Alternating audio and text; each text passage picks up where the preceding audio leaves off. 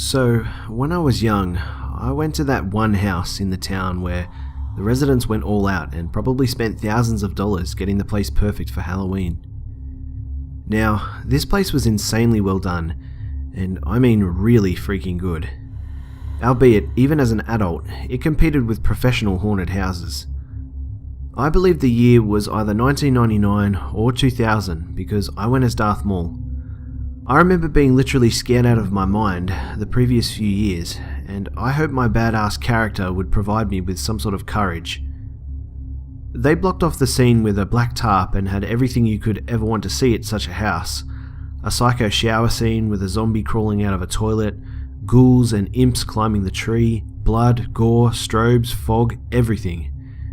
I remember feeling terrified, even with my double lightsaber. Even though I was scared to death to walk through it, I always admired the workmanship as I knew that the props they had were either really expensive or took some good effort to make. To this day, I've never seen a better yard than that. As always, every year, I saw the house owners sitting on their porch reveling in the terror they brought to the neighbourhood and handing out candy. So, I nervously crossed the yard past flying banshees and impaled corpses. I noticed the main attraction at the end of the line. There, on what I guess was probably the driveway, was the bottomless pit attraction. The illusion bewildered and chilled me, and though it was only lit by the lone light bulb, it made the box glow like a low-burning furnace.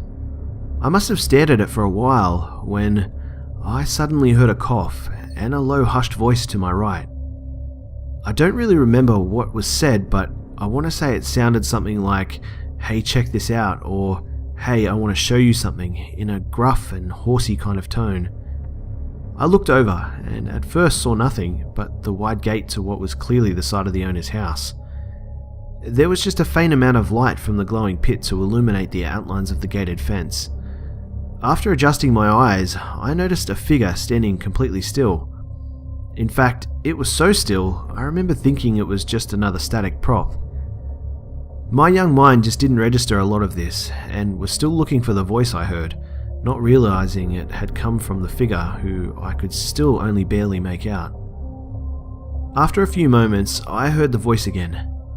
I realized it had come from the figure and began to approach it. This was obviously a stupid idea, but in comparison to everything else that was happening around me, this figure seemed anything but imposing. So I cautiously approached the figure, trying to make sense of it. Suddenly, the figure began to move, and consequently, I froze solid. The light from the amber glow lit up its face just enough for me to make out its features. This I do remember clearly. It was a scraggly and rough-looking man with a coarse grey beard and yellowed teeth. His weathered and tattered clothing looked like it hadn't been cleaned in ages. He was smiling at me, though I had no idea why, but it unsettled me greatly under the hellish glow of the light bulb behind me. It all felt wrong. It was as if at that moment I had acquired some clarity and realized his presence here obviously was not part of the show. And considering I already also saw the owners, he clearly did not belong on the property. I screamed and ran out of there as fast as I could to the exit, not looking behind for a second. I probably got a few looks from the other kids around us, but as soon as I found my parents waiting outside, I told them about the man I saw. I saw one of the owners approach and ask if everything was alright. I said something like, "I didn't like the old man by the gate." He looked at me for a second and went, "What man?" I never went back there, ever again. Number 2. Several years ago, right before I was about to leave for trick-or-treating on Halloween, I got into a fight with my mum. I had told her I was going to pick up a friend and go out with that friend, but my mum insisted I had an adult with me. I raged, thinking it would be too embarrassing to have to follow around an adult like a child. I was old enough to look after myself, or at least I thought so. After the episode with my mum, I ran to my room, enraged that she would do that to me. However, instead of obeying her, I devised a plan to get what I wanted. My younger brother and sister were going to go trick-or-treating with my mum and my mum's friend and her son. I decided that I would tell my mum I was sorry for lashing out and that I was going to stay home and pass out candy. Then, after she left with my siblings, I was going to go out like I had planned. I had planned it perfectly too. I knew what time they were going to come back home. I knew what route they were going to take, and I congratulated myself for my cunning plan. After my family left, I got together my costume. I was going as a gangster, which was probably the worst thing I could have done, but I was blinded by my excitement to realize my mistake. My mind went wild with all the things I could do now that my parents were gone. I could really live.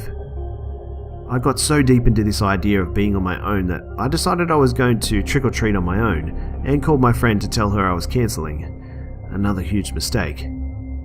I left the house with quite a bit of confidence in myself. The first street I went down went great. I got loads of candy and was having a great time. Once again, my excitement and confidence blinded me from the strange looks I got from being alone. I turned left down another street, my pride building with every step. I was almost at the end of the street, thinking of ways to explain all the candy I'd got to my parents, when I realized I was being followed. By the time I had come to this realization, I was at the section of the street where it was kind of out in the open, no trees between the sidewalk and the road, and I didn't see any other kids near me. There was a car, and quite a trashy one at that, following a few feet behind me. All my confidence had vanished and my hair stood on end. I glanced behind myself at the car and all the windows were down, and 3 men were in the car, all smoking cigarettes. They were glaring right at me. As soon as I caught their stare, all the warnings my mother had given me about creeps like this hit me in the head. I looked down at my gangster costume and knew I blew it. I looked like a thug. I quickly turned back around and started walking, my heart beating out of my chest. My whole body went numb, and I instantly forgot how to do everything except walk forward. I was at the last house on the street with the car still following close behind, when I made the split decision to turn up the driveway of the last house. Now, the house I turned to was completely abandoned, and had been for years. The windows were boarded up, and the front yard had been scattered in junk. Everyone in the neighborhood knew that the house was abandoned too. The car stopped right in front of the house, and everyone inside the car was just staring directly at me. I walked up to the front porch and turned around, thanking God for the tall bushes blocking the porch from the street and blocking the creeper's view. I stood there for at least a minute, staring right back at them, knowing I wasn't going to make it. My heart thumped out of my chest, and I could hear it ringing in my ears. One of them got out of the car. He stood and looked directly at me through the bushes and into my soul. I stood holding the rusty doorknob, staring right back at him. We must have stood like that for a long 10 seconds before the man got back into the car and they peeled down the street. Once they were gone, I ran as fast as I could across the street and up the opposite direction, frantically looking for someone I knew. I spotted my brother's friend and his mother and walked right behind them until they reached my street. I got a few weird looks from my mum, but I really didn't care. I ran up to my house and cried myself to sleep. I still live in the same neighborhood, and every time I pass the abandoned house, I silently thank it for saving my life. I don't know why the creeps didn't come after me, as they likely knew that the house was also abandoned. This upcoming Halloween will be my 40th birthday, and even after nearly 25 years, the terrifying memory of that night has never faded. You see, I lost my virginity in a pumpkin patch on Halloween. I know, cliché. Specifically, I lost it in the bed of a pickup truck while it was parked in the pumpkin patch. To give you an idea, the patch was maybe 80 by 100 feet, and fenced off by wire mesh to prevent cows from getting in. The truck was parked just inside the only gate. Myself and my date had settled there right before the sun went down. My house was just across the street from the pumpkin patch. We shared a bottle of wine, awkwardly talked for a while, and then got to business. My family had 2 border collies, and as we were changing positions, the dogs wandered in and started barking at us. My date and I paused and drunkenly, playfully, began throwing scraps of food out into the pumpkins for them to chase. After a couple of minutes of that, we continued where we left off. After we were done, we sat there in the truck and looked up at the stars, while the dogs wandered around sniffing random things. After a short while, I saw my father return home, pulling into the driveway across the street. The dogs bounded out of the patch towards him, and me and my date quickly began to dress ourselves. Once we were fully clothed, we just sat on the tailgate and kept talking as we watched my dad pet the dogs and go into the house. It was about then that we heard it. A rustling sound coming from the patch somewhere behind us. We both paused and turned. At this point, there was only moonlight to illuminate our surroundings, but it was enough. And this is exactly what we saw. A single pumpkin began to rise up out of the patch, but not like someone was lifting it. It was kind of sideways, like it had been resting on its side and was now sitting up. For a split second, I thought someone was rising this pumpkin out of the patch on a stick or a metal bar. But then the stick changed position. It coiled like a snake and then shot straight up, like a man would be if he went from a squatting position to a standing position. I then saw two spindly legs with knee joints protruding from the thing, but no arms. There was a buzzing in my ear, and all of a sudden my date screamed.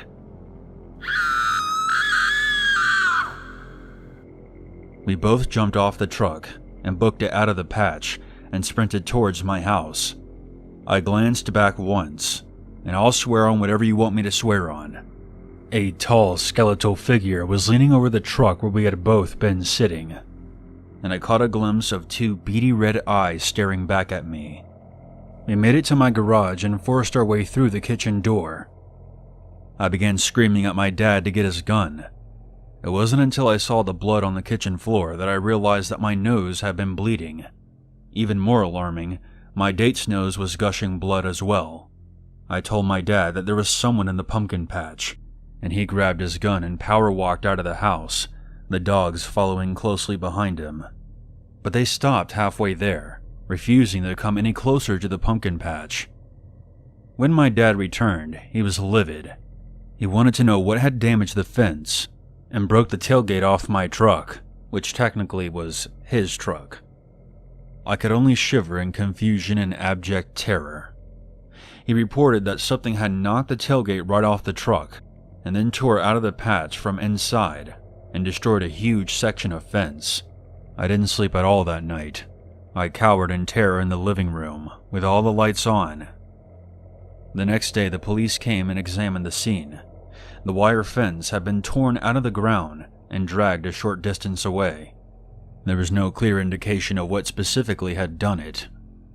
My father and the police were convinced that it was a trespasser pulling a Halloween prank. But I never believed that for a moment. I tried to explain that the dogs had been pounding through the patch minutes before the thing had appeared, and neither of them had made a sound to alert us that there was a trespasser nearby. Furthermore, the entry gate to the patch made plenty of noise whenever the wind rattled it. So if someone climbed over it, it would make even more noise, and we had been sitting right by the gate. Another thing that terrified me is the shape of the thing as it stood. Even if it was a trespasser with an elaborate costume, none of that would even begin to explain the tailgate, the destroyed fence, the nosebleeds, and our dogs being too nervous to approach the patch, or the eyes I had caught a glimpse of. My father went to his grave believing that we had been vandalized by trespassers. My date and I concluded later that whatever it was, it hadn't been human or an animal. I don't tell the story often because I mostly get the same Charlie Brown joke. It was the Great Pumpkin, so no one really takes me seriously. But I've heard that skinwalkers can take the form of anything that best suits their surroundings. Our property wasn't anywhere near a Native American reservation, but I can't think of anything else it could have been. So what do you think it was?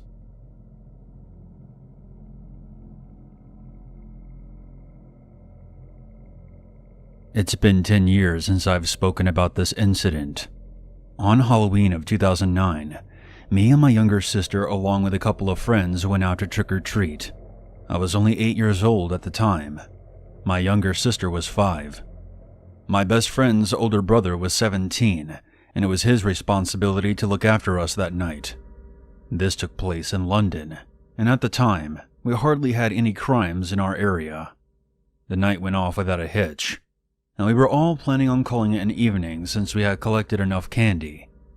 My best friend's older brother was just about to call my dad, but before he could dial the number, he received a call from my dad. He let him know where to come to pick us up, and after a few minutes, my dad came and collected me and my sister. We said goodbye to our friends and thanked them for the fun evening.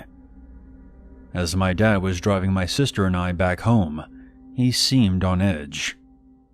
Now, since I was only 8, I kept babbling on about how much candy we had collected, and how I couldn't wait to get home to eat them. My dad wasn't listening. He just looked really anxious about something. As soon as we got back home, I entered my house to find my mother, my aunt, and my cousin sitting in the living room. I greeted them, and my mother hugged both me and my sister. My dad sat us down and told us that we could never go out trick-or-treating ever again. Now, because I was 8, I began throwing a tantrum, complaining how I loved Halloween, and my parents were being unfair. My little sister was too young to even care. She was too busy going through the candy that we had collected. So after 2009, me and my sister never went out for Halloween. We didn't bother throwing a tantrum since we knew it would be pointless. However, in 2012, my brother was born, and last year in 2018, he turned 6. My father finally relented and agreed to take my little brother and my sister out trick-or-treating. By this time, Halloween had lost its appeal for me, and I didn't want to go out anyway. My little brother gets his way since he's the youngest, and he loves Halloween. I decided to ask my mom why she didn't allow me and my sister to go out on Halloween after 2009. She sighed and explained to me that a boy from our neighborhood had gone out trick-or-treating in the same area. He was with his friends, but had somehow separated from the group. He ended up knocking on the door of an old house that was located at the end of a quiet street. I'll spare you the gory details, but the boy's body was found in that house after several people heard screaming and called the police. The boy's arm had been removed from his body, and he died from blood loss. The police had been going door to door warning parents about what happened, and that's when my dad came and collected us. My mother told me that they arrested an old, mentally deranged man in connection with the crime, but Halloween would never be the same again for my neighborhood. I had heard rumors about a boy who was killed on Halloween at my school, but I never took it seriously. I thought it was just a local urban legend. But now I understood why my dad looked so worried that night. The house where the boy was found, which is only a few blocks away from mine, now sits abandoned, with its windows boarded up. People around here jokingly refer to it as the Myers house. Halloween is pretty much ruined for me. I'll be staying home again this year. However, my brother, who's now 7, can't wait for Halloween. I just hope my dad keeps a close eye on him.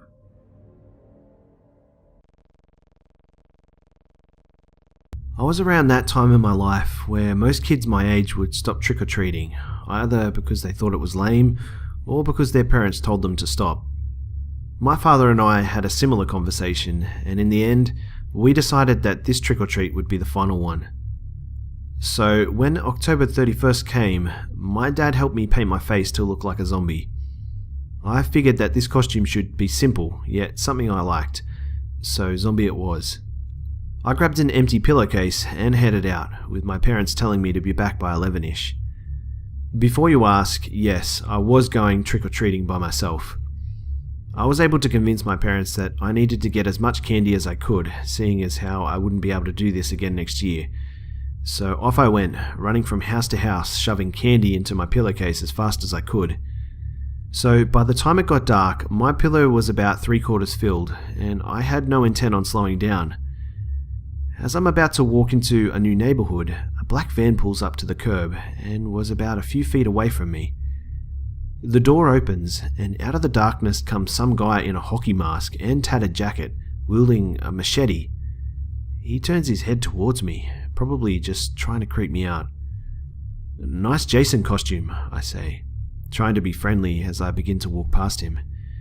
"Thanks, zombie. You want some candy?" "I've got bags of them," he says as he pulls out his little white sacks of candy. So, I, being the idiot 14-year-old I was, opened my pillowcase and let him plop 2 or 3 sacks into it.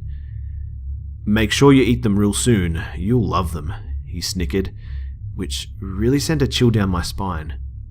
He left as quickly as he came, but I just shrugged it off as I needed to finish trick-or-treating. I continued down the road, again going from house to house for candy.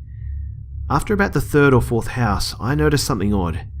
It was the same black van from before. After every house I went to, the van would get closer and closer. At around what I could only guess was 10:30, I headed home with my sack full of candy. As I walked, the area behind me illuminated. I turned around, expecting to see a car that would soon pass me. It was the van, and in the driver's seat was the same guy who had the Jason mask on, the same guy that gave me the candy. My heart stopped, and I broke into a mad dash back to my house, the van easily keeping up with me. I was luckily able to lose him by running into the woods near my house. I exited the woods that lead to the side of my house, and I looked for the fake rock that held the spare key to our house. After I got in, I put my candy on the kitchen table and somehow found a way to go to sleep. The next morning, when I woke up, my parents were sitting at the kitchen table, digging around through the bags of candy that Jason gave me. They started asking me who and where I got the bags from, which started to freak me out. I would later learn that the bags of candy were nothing more than just a bag of prescription drugs. There was a ton of sleeping pills in them, and I finally understood his intentions. He was going to follow me until I fell asleep, and then who knows what with me after he got me in the van. Now that I think about it, I'm not sure whether or not that machete he had was fake or not. The police came up empty-handed, so I guess I'll never know his fate.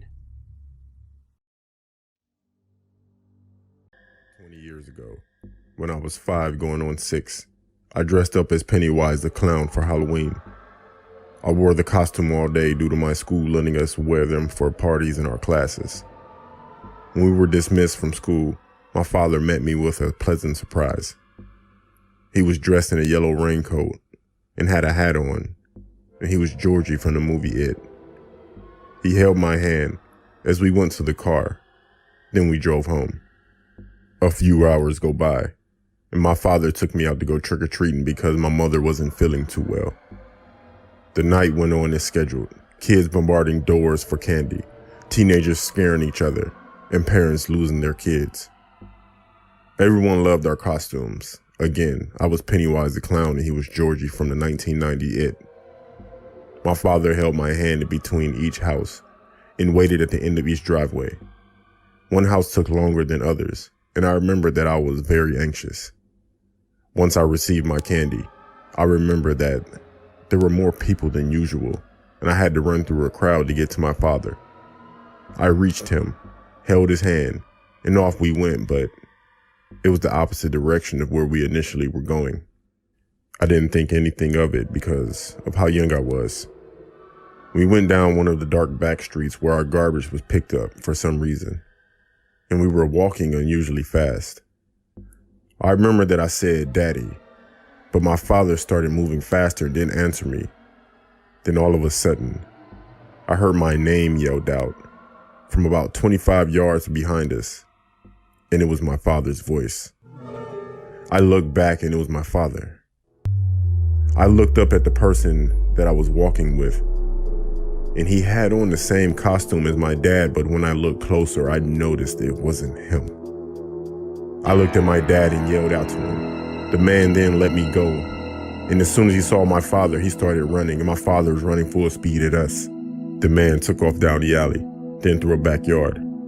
My father reached me and he was out of breath while he was hugging and kissing me, also asking me if I was okay. My father called the cops and explained to them that he lost track of me in a huge crowd at one of the houses and that there was some sick guy roaming our neighborhood. Once we got home, he told my mother everything that happened.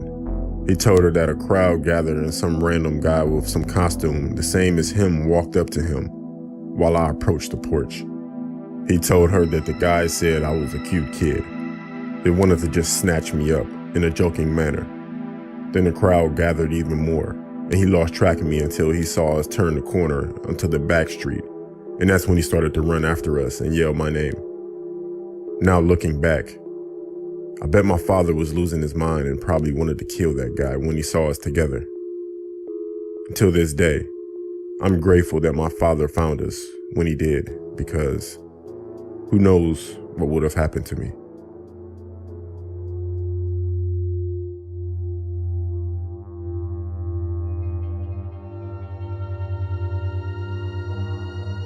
When I was a kid, I loved Halloween. I went trick-or-treating up until I was 12. My last time going trick-or-treating, I went with my friend Drew. He loved Halloween as much as I did. This Halloween, everyone seemed more wild than usual, but it was Halloween and that's how teenagers act, I guess. We went to a house that had a flashlight lit on the front porch, but no candy.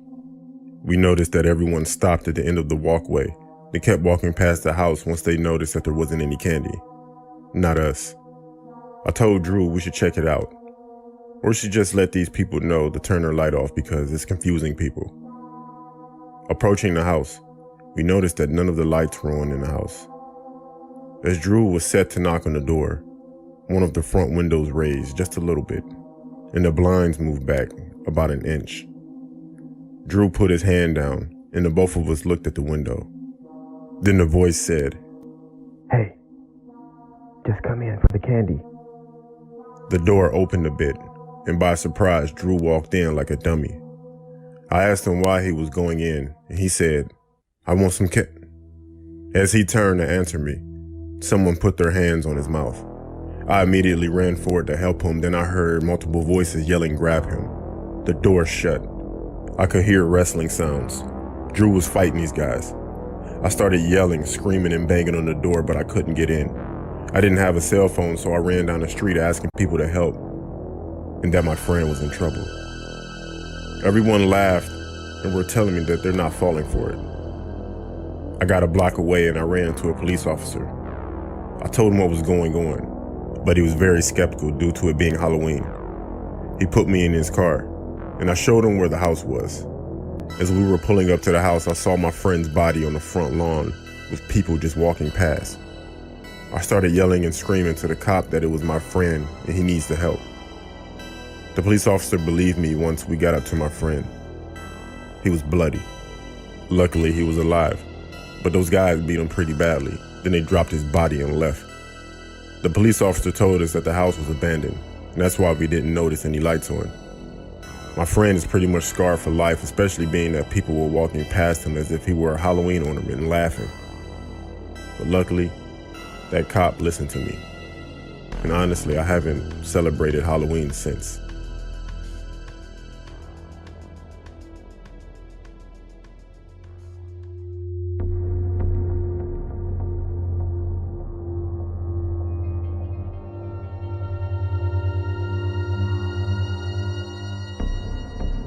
This all happened 28 years ago, when I was 8 years old. My mother and my father would often take me to visit my grandparents for Halloween. My aunt lived 2 houses down from my grandparents, and I could go trick-or-treating with my cousins.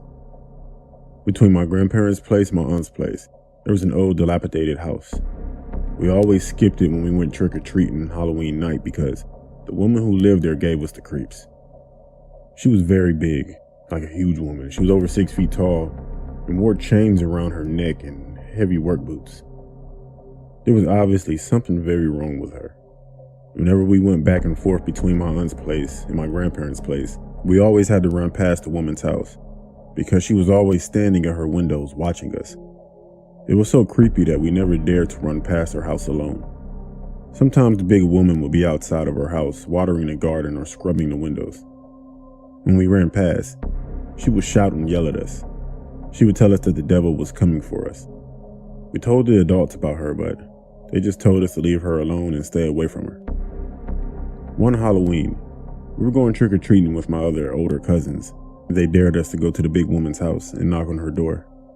I remember being so afraid, but I didn't want to look like a coward, so I agreed. Dressed in our Halloween costumes, we walked up to her driveway and rang the doorbell.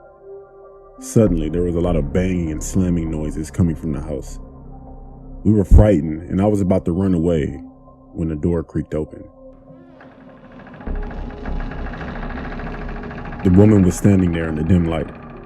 She was holding something in her hands, but when we saw what it was, we all ran screaming down the driveway. It looked like a human head. When we got home, we were all shaking and out of breath. Some of the younger kids were crying. The adults asked us what was wrong, and when we told them what we had seen, they just laughed at us, and they didn't take it serious. My grandfather said it was just a Halloween prop, and my grandmother told us we shouldn't be bothering that woman.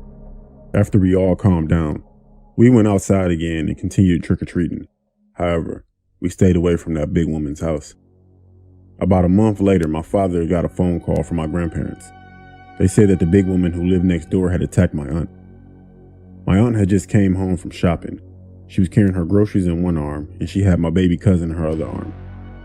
Just as she got to her front door, the big woman appeared out of nowhere. She had a rope saw and put it around my aunt's neck.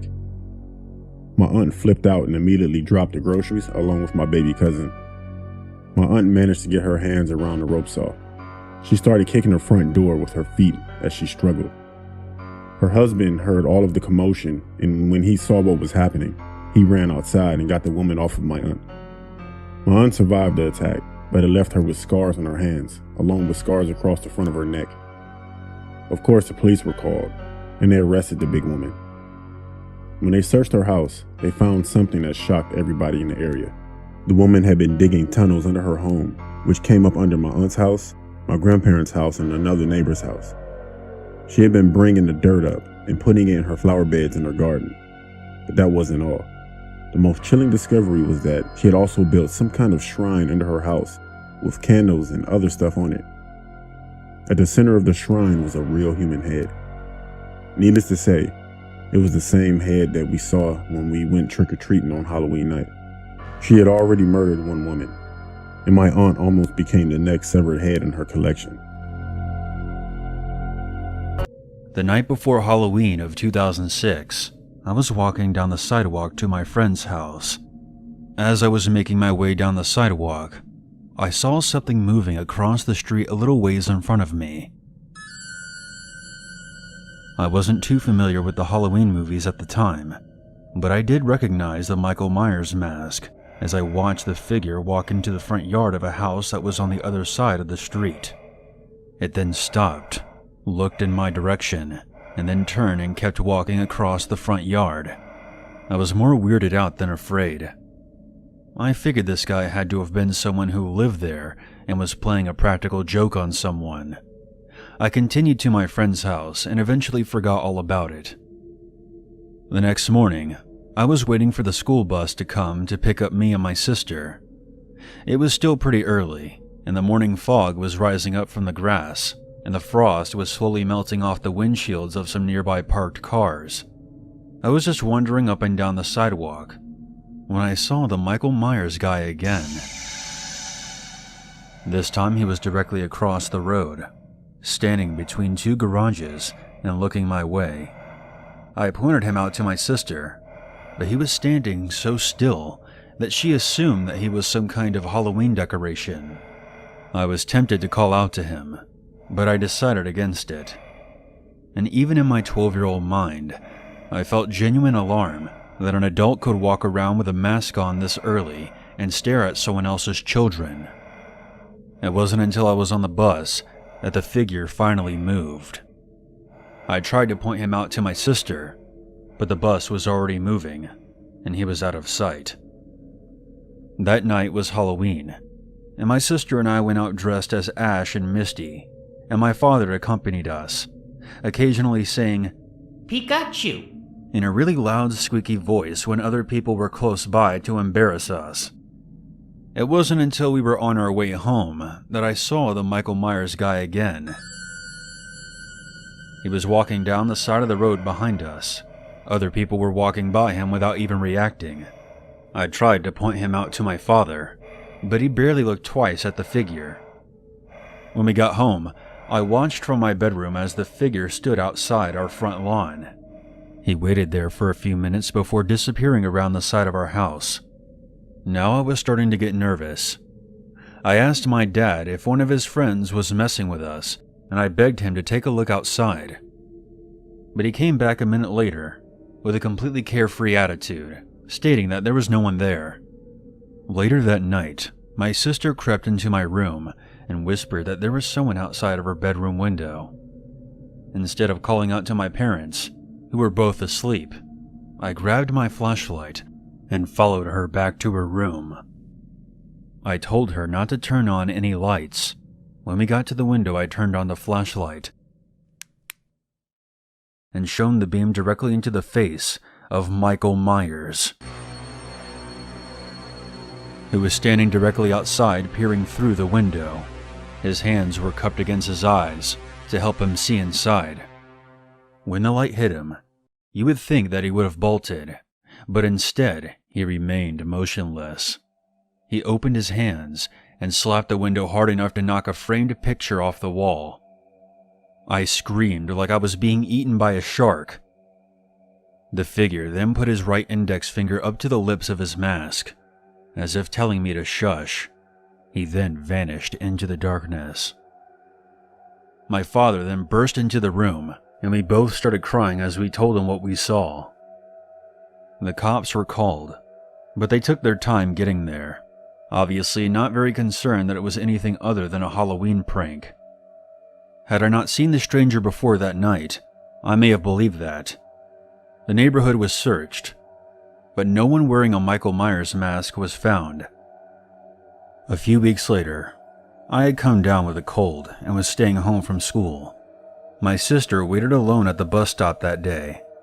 While she was there, someone tried to pull up next to her in a white van and tried to convince her to climb in. She sprinted back to the house and told my mom. I'm not sure if this connects to the man in the Michael Myers mask, but something tells me that it does.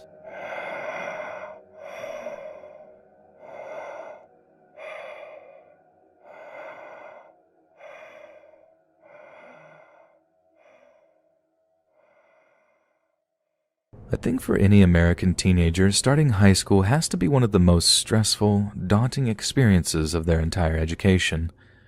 But for me, it was particularly rough.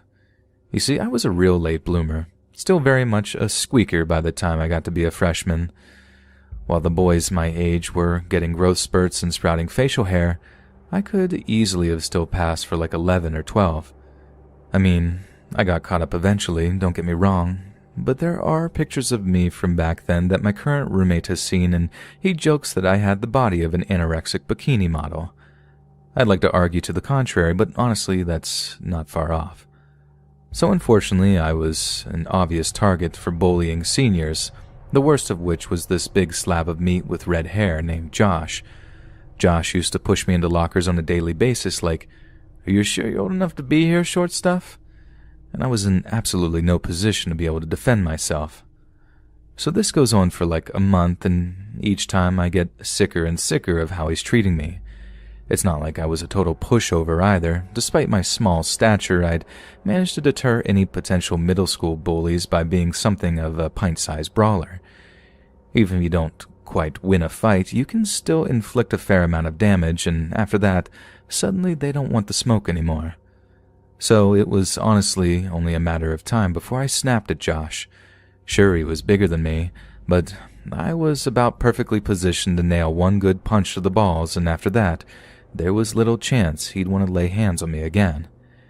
Anyway, it's getting closer and closer to Halloween, and some of the bullying is getting pretty intense, and I said each time something happens, I get more and more furious. Up until the point where, on the morning of Halloween, me and my friends are talking about going trick-or-treating that evening, swapping costume ideas and stuff, when Josh appears like out of nowhere and starts verbally pounding on us about how we're such a bunch of nerds. I think it was how he was trying to show me up in front of my friends that really did it. I just couldn't stand the thought of losing face in front of them, so I clapped back with like, "Yeah, but your mom loves it when I dress up for her." Josh just stops dead, like this blank expression on his face. My buddies are all laughing like, got him, and I'm half expecting Josh to start trying to pummel on me, but he doesn't move. He just stares off into the near distance for like a full minute while I look back at him in confusion. Then, without a word in reply, Josh just storms off without so much as looking at us, but before he disappears around a corner, he full-on throws a right hook into a locker so hard he put a dent in the thing. Just like boom, punches it so loud a teacher comes out from a class screaming and asking what was that. It felt kinda good knowing I'd gotten him so mad, even if I probably would end up suffering for it. But just how much I'd suffer for it, I had absolutely no idea. So cut to like an hour or two later and we're all having lunch, sitting around the tables just minding our own business. One by one, seniors start coming up to our table like, "Did you really say that stuff to Josh about his mom?" And when I say yes, they're all like, "Wow, dude. Just, wow." Walking away, shaking their heads and laughing.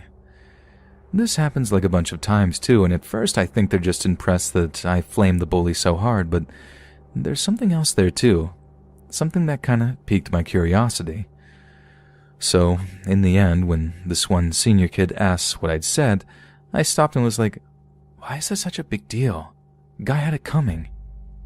"Yeah, but you brought up his mom," the kid replied, like it wasn't what kids always bring up against each other when they're trading insults. I'm like, "So what? Yo mama jokes are like old news by now." The kid then looks at me like I just told him I thought the earth was flat. "Dude, Josh's mom died over summer break. Sudden cancer diagnosis or something. It was brutal." It's hard to even sum up the mix of emotions I felt in that moment. Like I felt like a douche. Bully or no bully, losing your mom like that must be one of the worst things that can ever happen to a person, and to remind him of it made me feel terrible. Then, having not known, that just made me feel so out of the loop, just like an outsider or something, like I had no place being there, which was already bad enough considering my physique. But what really overwhelmed me was the fear I felt, knowing I'd made him so unbelievably furious. The locker punch suddenly made all the sense in the world, and I imagined the kind of revenge I'd personally want if someone made fun of my dead mom like that. Suddenly a few crotch punches didn't seem like such an effective deterrent. Josh would be wanting to tear me apart. I managed to duck him for the rest of the day. For a while I was actually debating whether or not I should actually just bite the bullet and apologize to him. A little empathy might have been good for all involved, and it's not like I would be doing so just to save my own skin, like I genuinely felt bad about having said what I said. But I guess I was just too cowardly to actually seek him out, and doing so seemed like a dumb move on my part when it would just be easier to ninja around school and bail when the final bell rang, which is exactly what I did. Then just headed home in the hopes that a little trick-or-treating fun would be exactly what I needed to take my mind off the whole thing.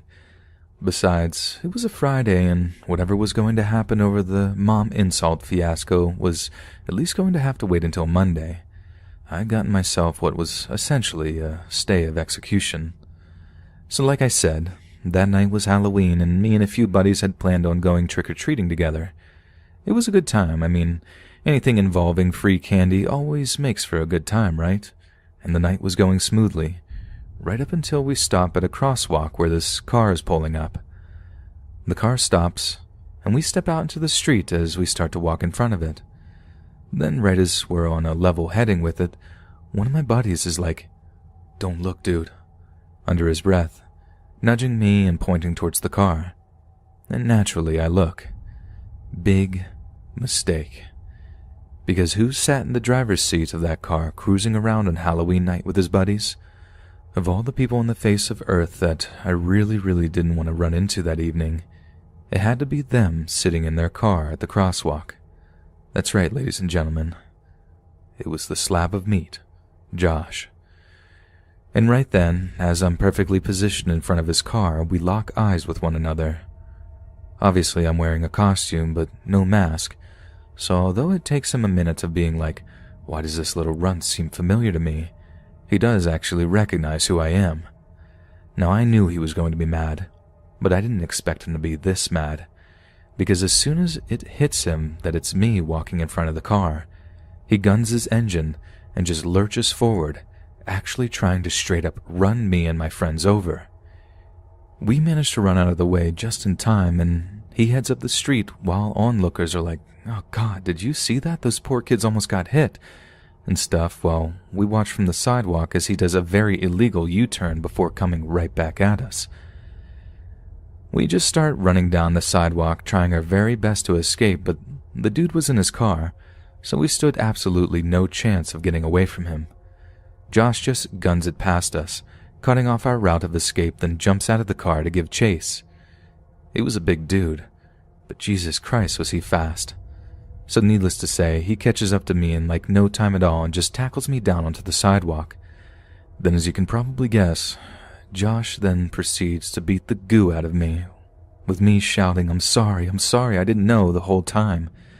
Like he's just raining blows down on me, kicking me while I'm balled up on the sidewalk, when I hear something I still feel kind of conflicted about. He's grunting and cursing at me for a while, but then I hear something else. He's like whimpering or something as he's hitting me. Then his voice starts to break while he's calling me all kinds of names, and I come to realize that he's actually crying. It was weird. I could have at least tried to get up and make a run for it, but I didn't. I just shut up and let him wail on me for a while because honestly, I felt like I kind of deserved it. I know that probably sounds really dumb. He was a bully, and he's probably still a bully now, but yeah, there it is. I just felt really, really sorry for the guy. No one deserves to lose their mom like that. No one. He only stops beating on me when he's actually full-on ugly crying, then he heads back to his car and just drives off into the night. My trick-or-treating partners had long since ran off, leaving me alone and bloodied on the sidewalk, trying and failing a few times to find my feet. I mean, I didn't blame them. Hearing that car engine revving behind us was one of the scariest experiences of our lives, but yeah, I was all alone at that point. So like I said, it took me a while to be able to stand up enough to start my walk home. But not until I gathered up some of the candy that had spilled out of my sack during the beatdown, which was going to be badly needed for some soul-soothing that night. I snuck in, dodged my parents, then told them the next morning that my bruises were just down to us play fighting and trying the kind of stuff that you don't try at home was all about. Mom was mad, but it meant I didn't have to tell them something that I was deeply ashamed of. Yeah, maybe it was like an unprovoked thing. Just Josh being the monster that he was. I'd have to tell them the truth, but given the circumstances, it had probably come out that I had insulted this kid's dead mom, in which case I wouldn't have a leg to stand on. But there it is. It was the scariest thing to happen to me for that Halloween and really any Halloween to come after. And the bullying didn't stop, but then again, when does it ever? I grew up in a very small town in Montana. During Halloween one year, my brother and I sold lemonade by the side of the road because it was unusually hot that year. We didn't make a lot of money, but we did have a lot of fun selling lemonade to people who were passing by. So my brother and I were standing at our lemonade stand when we noticed an old rusty car pass by us 2 or 3 times. At the time, it struck me as a little creepy. Eventually, the car slowed down and stopped right in front of the stand. There was a woman in the passenger seat, and she rolled her window down. I saw she was really skinny with gray hair, and it was stained and silky. It looked like it was nasty, honestly. I couldn't see the man who was driving very well because he never looked at me. He just stared straight ahead. Both of them seemed very odd, and their clothes were old and dirty. The lady smiled. "You boys out here selling lemonade all by yourselves?" asked the woman. "Yeah, my mom lets us," I replied. "Is your mom home?" she asked. "Yeah, she's in the house," I said. The woman turned and looked at the man who was driving. He nodded, still staring straight ahead. The woman turned back to me and said, "Okay, I'll have some lemonade." "That'll be 25 cents, I said as I poured her glass. She rummaged around in her purse, and I could hear coins clinking. Then she pulled out a $5 bill and held it to me. A chill went down my spine.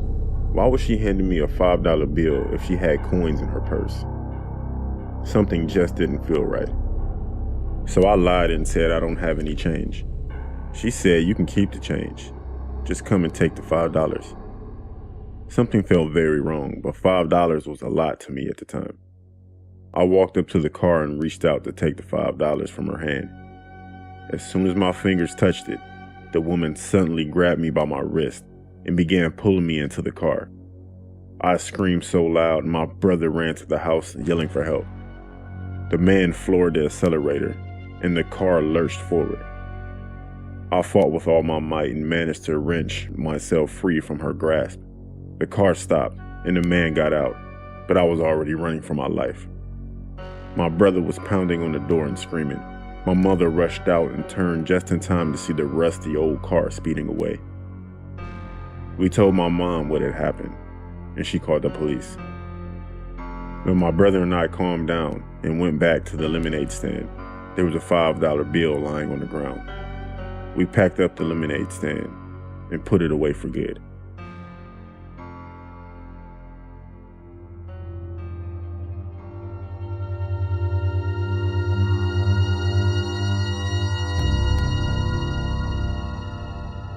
The year was 2018. I love Halloween more than most. As a child, I loved it. As an adult, even more. In 2015, I started to go trick-or-treating again in my neighborhood. As a short adult, and using a concealing costume, I'm a woman. I was able to do it year after year without incident, until 2018. That year, I used my favorite costume, a homemade zombie outfit with a skull mask. For the record, by this time I was over 30, but trick-or-treating was fun for me. My childhood neighborhood was too rough to trick-or-treat in. Anyway, I've been out for over 2 hours going house to house, getting lots of goodies. By this time, I was sweating pretty heavily, forcing me to pause and dry under my mask occasionally. Soon I rounded a street corner and passed a man walking 2 dogs. The street was clear, and many houses were unlit. I took a few steps forward and paused. Suddenly, standing in a house's pathway was an old lady. Where exactly did she come from? She wasn't there before. She looked to be in her mid-70s, with white hair, a sweater, a skirt, low-heeled shoes. She smiled as she approached me, standing in front of me. She said, "Hello, dear. Are you out trick-or-treating? Come with me and I'll get you some candy." I said to her, "Thank you, but I don't have to." She chuckled warmly like I said something funny. "Nonsense. Come with me and we'll get you some candy, sweetie." For some reason, I decided to follow her. As we walked together, I suddenly realized something. My shoes made noise as we walked, while hers didn't make any noise. 2 houses down, she paused and said, "Go on, dear. I'll wait here for you." I did the trick-or-treat routine, then turned to thank her. I froze in shock. The old woman was no longer standing there. There's no way she could have left without me hearing her. I asked the man in the doorway if he'd seen her. Puzzled, he asked, "Her? You came alone. There's no one with you." Confused, I said, "I must have been seeing things." I walked home wondering what had happened. After 10 minutes, I stopped in my tracks and chuckled to myself, saying to myself, "Holy crap, I just saw a ghost."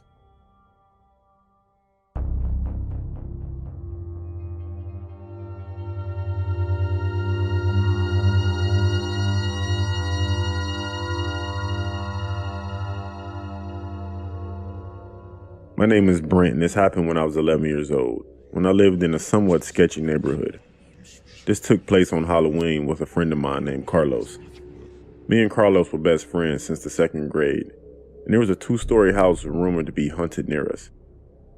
We decided that it would be a good idea to test out the rumor, which had seemed obviously fake to us at the time, or so we thought it had been fake. We went trick-or-treating and then left our candy at my friend Carlos's house. It was close to midnight, which was the time we intended to be at the house, to make things a little scarier due to the fact that we love horror movies. It took us a while to get to the house, as it was a few houses away. and it was the second to the last house on the street. As we arrived at the house at around 11:56, me and my friend Carlos then thought it would be a good idea to trick or treat here, so we rung the doorbell. A man which looked to be in his mid-30s, dressed with a hoodie and ripped jeans, answered the door almost right away. My friend then mentioned the rumor of his house being haunted. We laughed it out, and he used a poor excuse which we bought at the time, which was that he was a very messy and unorganized man. He then said, "You kids are almost a little late for Halloween. It's going to end in 2 minutes. It's almost 12 a.m. He said the candy was in the room and he offered us to come in. Us being really anxious at the time, took the offer to not be rude. We sat in the living room on the couch, waiting for the man as he went upstairs. Carlos's mom then texted him to ask if we were going to have a sleepover that night, which he replied with yes, as the man was coming back. He insisted on us going upstairs because he had Reese's, which was my favorite candy at the time. So me being a pretty mindless 11-year-old, I took the offer. As we went upstairs and into his hardly lit up room, it appeared as if the man collected knives. We saw it as a pretty cool hobby, and the man gave us each 2 Reese's chocolates. We then thanked the man. As we were going downstairs, my friend Carlos fell down the stairs screaming in pain. I turned around and the man was holding what appeared to be a red knife, which was probably one of the ones from his collection. My fight or flight was immediately activated and I punched the man in the face. He stabs my leg, but I managed to hold on in pain and knock him out with 5 punches. I take the knife out of my leg and start limping away holding Carlos, and we get out. I call the police and they arrest the man a while after he wakes up. The ambulance takes me and Carlos to the hospital. I was fine after 2 days, but Carlos was apparently stabbed twice in the back and was bleeding out. He took about a week or 2 in the hospital to recover. A while after getting out of the hospital, the police told us about the man's past. He was a registered sex offender. I never again went inside a stranger's house, and to this day I fear what could have happened if I was not able to hold on in pain from being stabbed. On Halloween, when I was in the 4th grade, I stayed home sick from school. I was lying on the couch watching Hocus Pocus when I heard the doorbell ringing. It was the postman. He told me I had a package to deliver, but it was so big that he needed me to help him carry it in. I don't know why, but I knew something wasn't right. I didn't see his truck parked out front, and when I asked him where it was, he told me it was around the corner. I asked him why the regular postman wasn't here, and he said he was visiting family. He kept telling me to open the front door. I said I was sick and I wasn't allowed to leave the house. I told him my parents would pick up the package from the post office, but he said that would be too much hassle, and told me my mom would want me to take the package now. I told him I had to get my shoes first, and then I would come out and help him. Then I closed the front door, locked it, and ran to the back door and locked that one too. I called our neighbor, who was a close family friend, and begged her to come over to my house right now. Then I stood at the front window and stared at the man. When he saw me, he yelled through the door asking if I found my shoes yet. I yelled back, telling him that I called my neighbor to come and help carry the package because she was older and stronger. At that point, he just turned around and ran off. They never caught the guy, and I always wonder if he ever managed to trick some other kid.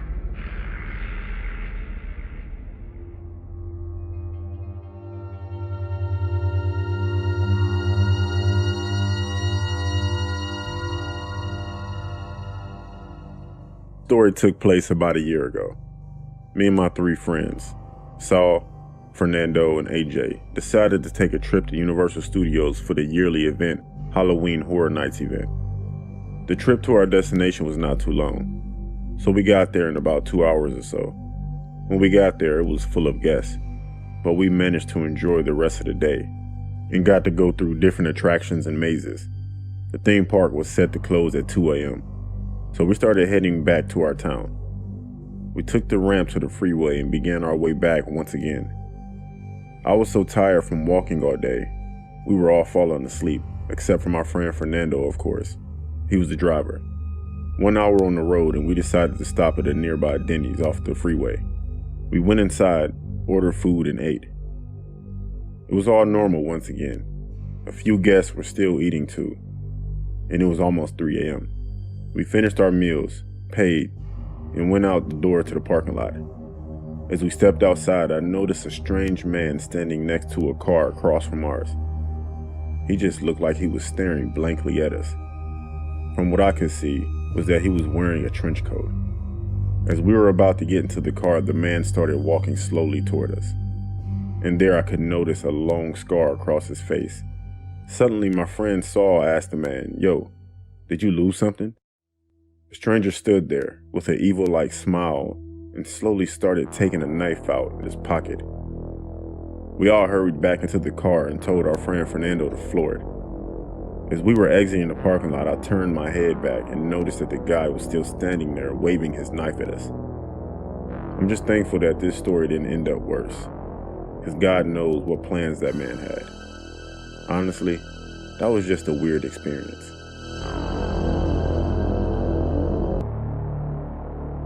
My name is Eric, and this happened to me when I was around 7 or 8 years old. One summer, my dad took me to a campsite for a long weekend. When we arrived, there were some kids around my age playing in a small park. I looked at my dad and he said, "Go ahead." So my dad unpacked the car and I went to maybe make some friends. There were 2 boys in a small park. I said hello and they said hello back. Their names were Kevin and Graham. Graham had to go shortly after because his parents were calling for him. So Kevin and I hung around and we talked about things we liked and how long we were staying at the campsite. After about an hour, Kevin's mom was calling for him, so we had to leave. I was about to head back to my dad when a boy appeared from the woods. He said hello. I said hi back. He introduced himself as Daniel. He seemed like a nice kid and we got along pretty well. He asked me if I wanted to play hide and seek, so I said yes. We played hide and seek at the campsite for maybe 45 minutes until I told him I had to go, so I went back to my dad and went to the camper. I told my dad I had made some friends and my dad asked where their campers were. I told him where Kevin and Graham's were, but I never asked where Daniel was. I thought maybe, well, I'll see him the next day and I'll ask him then. So the next day I went outside to see if any of the kids wanted to play. Kevin and Graham were both unavailable. I was about to just return back to my camper when Daniel appeared out of nowhere, out the woods. We greeted each other, and I asked him if he wanted to play hide and seek again. He said yeah, but he said we should play at his house. I asked him where his house was, and he told me it's not far, it's just through the woods. I followed Daniel in the woods toward his house. We were walking for ages, and one thing that I found unusual was the more we walked, the less talkative and distant Daniel became. Eventually, we exited the woods, and Daniel said, "Here we are." He pointed at a rundown old house with a white van parked beside it. He started walking toward it. I slowly followed and asked Daniel, "So this is your house?" He replied by saying, "Yeah, let's go play hide and seek." I got this bad feeling, and it became worse the closer we got to the house. It didn't look like a normal house. I started to notice that there were people standing by the windows inside the house. I asked Daniel if that was his dad in the window, and he said, yeah. Don't worry about him. He's harmless," and just continued walking. I don't know what it was, but something made me slow down. Daniel was by the front door at this point, and when he turned around and asked me if I was coming, I told him I had to go. I turned around and ran through the forest and back to my camper. I spent the next few hours watching TV. Then I got bored and decided to go back outside. I knocked on Graham's door, but he wasn't available. I knocked on Kevin's door, and his dad told me he was already out with some boy named Daniel. So I went back to the camper and did something else with my time. Late that night, there was a knock on our door. It was Kevin's parents. They asked if we had seen Kevin anywhere, as he's been gone for hours. I asked his mom if she had checked Daniel's house, and she said no because she didn't know where Daniel lived. I showed Kevin's parents along with my dad and a few other people through the woods to Daniel's house. When we got there, the van was gone. And when we knocked on the door, there was no answer. And the whole house was empty and abandoned. We didn't find Kevin for the rest of our time at the campsite, and he's still missing to this day as far as I know. I thought then, and still think today, that Daniel was some kind of bait to lure kids in the same age as him to be kidnapped. And I'm thankful my gut sensed danger and told me to leave. My name is Jack, and growing up, my younger brother and I, who's 2 years younger than me, had a complicated and somewhat difficult childhood. I won't go too much into details, private and personal, but there were a lot of occasions where my brother and I, whose name is Brian, would move around the country a lot and live with different relatives and sometimes friends. This one time, I think I was about 10 and Brian was 8. Our dad was driving us across the country for a reason I can't remember. I don't know what time it was, but I know it was dark and late. When we finally stopped for the night at a motel, it was even darker. After checking into our room, which was on the ground floor, our dad said he was leaving to do something and he'll be back soon. He said he'll bring back a pizza and told us to not leave the room.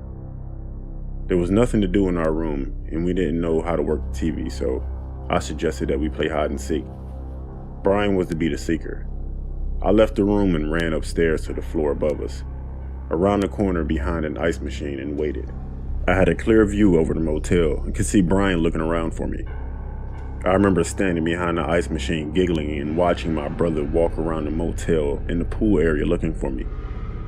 Then the door behind me slowly creaked open, revealing a large man that looked to be in his late 40s. Had a dirty white tank top on, and he seemed overweight. He asked me in a friendly voice what I was doing. I told him I was just playing hide and seek. He then asked me if I was playing with my parents. I told him no, just my younger brother. At this point, Brian was upstairs and found me talking to the man. The man asked if our parents knew we were playing hide and seek. Brian spoke up and said no, our dad left us. The man then asked Brian and I if we wanted to come inside to watch cartoons, and he had some cookies and milkshakes for us as well. Me and Brian looked at each other and then looked back at the man and said, okay. And we entered the man's motel room. We sat down on the bed and the man turned the TV on and he put on some cartoons. I can't remember what cartoons it was though. He then said he would be right back and was going to get our milkshakes and cookies. The man went into the bathroom. I got up and I took a look into the bathroom to see what the man was doing. I was confused at why he didn't go in the kitchen. He had 2 glasses of water and then put a little bit of white powder in each glass. Thinking at the time it was just the ingredients to make a milkshake, I sat back down on the bed. When the man finally came out of the bathroom, he handed me and Brian a glass each. He said, "Here's your milkshakes." It didn't look like milkshakes at all, at least not one that I've ever had. It looked like it was just water with white powder floating around. I suddenly had this bad feeling in the pit of my stomach telling me I was definitely in danger and we needed to leave. Brian was about to take a sip of his drink. I stopped him and the man was still watching us, just silent. Out of nowhere, the man just asked us, "What's wrong? Drink your milkshake." This time in a much less friendlier tone than he had been speaking to us before. I looked at the man, and he was looking at me, waiting for me to speak. I then said, "We always eat cookies first before we drink our milkshakes." The man let out an irritated sigh and went back into the bathroom. I put the glass down on the floor and quietly did the same with Brian's. I grabbed Brian's arm and quickly exited the man's room. We ran around the corner and down the stairs into our motel room. I turned out the lights and I kept watch out the window. After about 5 minutes, the man came down the stairs and started his car. I was feeling a bit of a relief, thinking he was just about to leave the motel. But he got out of the car and looked directly at the window I was looking through and started approaching our room. I remember panicking at the moment, thinking that the man was about to take us. He was getting closer to our door when our dad pulled up and asked the guy what he was doing. The man didn't say anything and just walked away and went to his car and drove off. We never saw him again. When our dad asked us who that man was, we told him we didn't know. Brian and I never spoke about this incident again to anyone. I sometimes have nightmares about if we did drink that man's drink and what would have happened to us if we did. or if our dad didn't come back in time. When my grandfather was younger, he became the principal of an elementary school. He was in his late 20s, early 30s at the time, and despite being young, he was a born leader. He was a great principal and everyone loved him. I can attest to that as I attended multiple award ceremonies for him, and the respect and admiration he received was crazy. There was a young boy at the school who was having behavioral issues in class, and my grandfather saw that the kid didn't have a lot of parental support. So he called in his father and had talked with him about spending more time with his son and just a general parenting session. It turned out that all the boy needed was his dad's attention, and after a few weeks, he was a happy model student. Whenever my grandfather would leave school late, he would see the dad was playing basketball with his son after he got home from work. It was one of those moments that he took pride in, being able to make a difference in people's lives. However, not everything had such an easy solution, and my grandfather found himself having to deal with an employee, Stanley the janitor, who was showing up to work drunk. Stanley was an alcoholic with a mean streak, and my grandfather tried on multiple occasions to deal with his behavior. Finally, one day Stanley showed up so drunk that my grandfather sent him home and called the superintendent to let him know he was going to be firing him the next morning after he sobered up. He then warned them to let him deal with it when Stanley was sober, because he was not a stable person. As it goes in these kinds of stories, the superintendent was furious and decided that he was going to call Stanley himself and fire him despite my grandfather's warning. No one called my grandfather to tell him about it either, so he was completely in the dark and thought he could deal with it in the morning. Stanley was furious and went to the school that evening. He searched the offices, my grandfather's included, and tore things apart until he finally had what he wanted. He was in a blaze of fury, and on his way out, he saw the father and his son playing basketball. He walked towards them and pulled something out of his trousers. It was a gun. He then proceeded to shoot the little boy, killing him instantly. The father was so upset, was hysterically crying, but somehow managed to get the gun away from Stanley and shoot him. My grandfather was called to the elementary school immediately by the police because there were 2 dead bodies. The little boy and Stanley were dead. What was even worse was the crying from the father and him saying that he couldn't save his son. It was clear that he could never forgive himself for that day. My grandfather was pulled aside by one of the police who had searched Stanley for evidence. They had found a hit list of people that he was going to kill, and all the addresses of those people that he had retrieved when he searched the offices. My grandfather was number 1 on that list. So, if it weren't for that father, it's likely that I would never been able to meet my grandfather, and possibly my mother and grandmother would have been killed if Stanley had been able to complete his mission. To this day, I get goosebumps whenever I hear that story, and it's just so chilling. My grandfather never uttered a single word about this after his initial recount, and my mother made me swear to never tell him I knew. He carried the weight of that boy's death on him until the day he died. I'm a male, 48, and this happened when I was a teenager. It was Halloween night. My mom and dad had a party to go to, so it was my job to take my little brother trick-or-treating. We went around the closest neighborhoods before we stopped at my uncle's house like we did every year. My uncle invited us inside to have a glass of apple cider, a piece of pie, and to gossip about the things that had been happening at my school. We helped pass out candy, watched a few of the classic Halloween movies, and generally had a good time catching up with my uncle and his wife. It's the usual thing that I had done since I was a kid. It was getting late, and we were getting ready to leave when a shadow passed over the window. It was very unusual for someone to be lurking around our neighborhood. My uncle had already shut off the lights when we noticed the shadow. The first thought to go through my mind was the fact that someone had escaped from the state prison that was relatively close to my uncle's property. Ridiculous, I know, but my overactive imagination would take me to some insane lengths. My uncle told me to take my brother into his study, lock the door, and don't come out until he says to.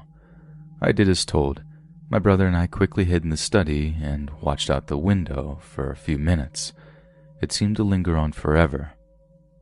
To my utter improbable shock, a man in an orange jumpsuit crept towards the living room window as I saw from afar.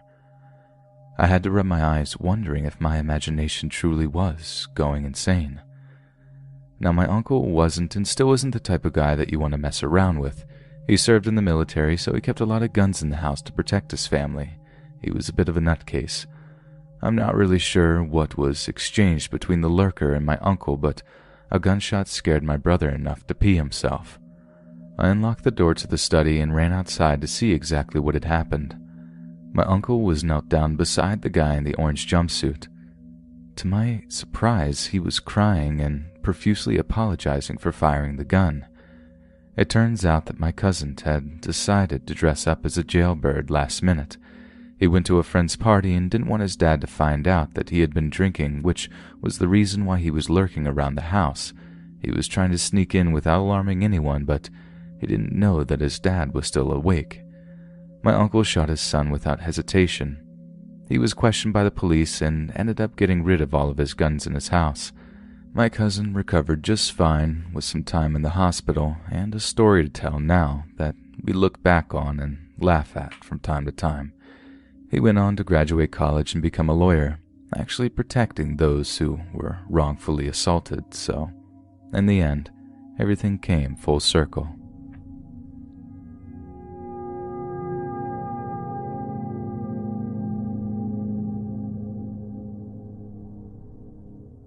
I'm 18, female, and still scared about what could have happened last year. For the sake of privacy, I'll call my girlfriend Lisa. Lisa was a beautiful, smart girl with platinum blonde hair and blue eyes that can make anyone crave her attention. I hadn't been dating Lisa very long, maybe 5 months if that. Our relationship may not have lasted long, but I didn't have any hard feelings after the traumatic event we experienced. My girlfriend and I decided to go out with a bang for our final Halloween as youths by trick-or-treating as sirens. You know, the mythical Greek creature that lures men to their death with a special song. The costumes were on the slightly exposed side, if you know what I mean. We wore short dresses with ripped stockings and high heels, which drew more attention than we had hoped. We canvassed the neighborhood, which visited Mrs. Watson's house, Dr. Harrison's house, the elderly couple whose name I forgot, and the weird guy at the end of the road. We went to a party, had a few shots of tequila, and we went to a friend's house to smoke and eventually made our way back to my house with a bag full of candy. My mom questioned us about our night on the town.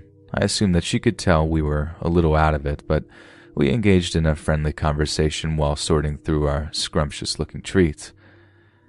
Being a bit clumsy on top of all that was typical for Lisa. She dropped a handful of candy, which made my mom more suspicious, and then my dogs Poncho and Lilo gobbled up as much as they could.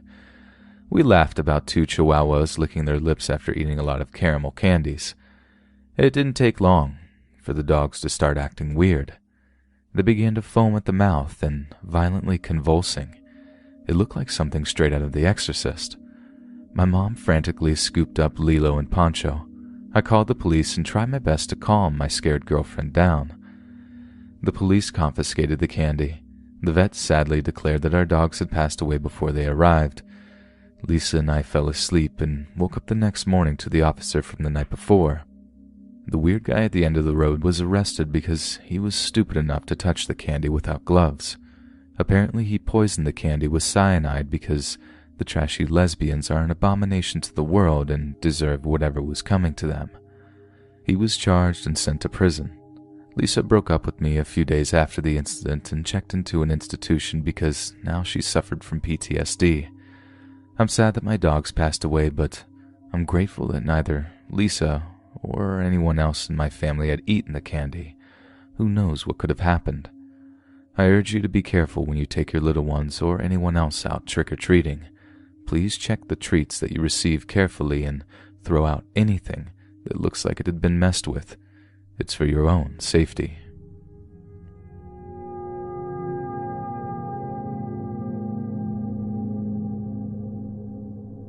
I'm a male, 33 years old, and this happened the one time I decided to join in on the Halloween fun.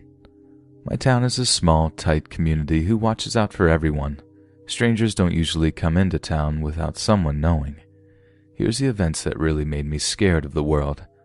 The Halloween Carnival comes to town every year. It's a town favorite and personally the only thing I have been looking forward to because my parents finally agreed to let me go. I usually wasn't allowed to participate in the festivals due to my health issues while growing up. Let's be honest, being the kid with health issues isn't the ideal way to grow up because no one wanted to be friends with me yet that year. I was excited to be going with the kids next door though. I suited up in the warmest clothes I could find, made sure that I had my inhaler and hurried over to the neighbor's house. The parents drove us to the festival, told us to keep an eye out for anyone we didn't know and to meet back at the entrance in a few hours. The first thing we did was gorge on cotton candy. My parents didn't let me have candy because it was bad for you. Go figure. My stomach was aching by the time we walked across the carnival to the Ferris wheel. I decided to sit down while the other kids did their thing. I was a little upset that I didn't ride with them because they were bragging about how fun it was. Stan wanted to go play the games they had, but Leela, Marco, and I wanted to go to the haunted house. We wasted about 15 minutes arguing before we flipped a coin and decided that the house was next. And that was a big mistake.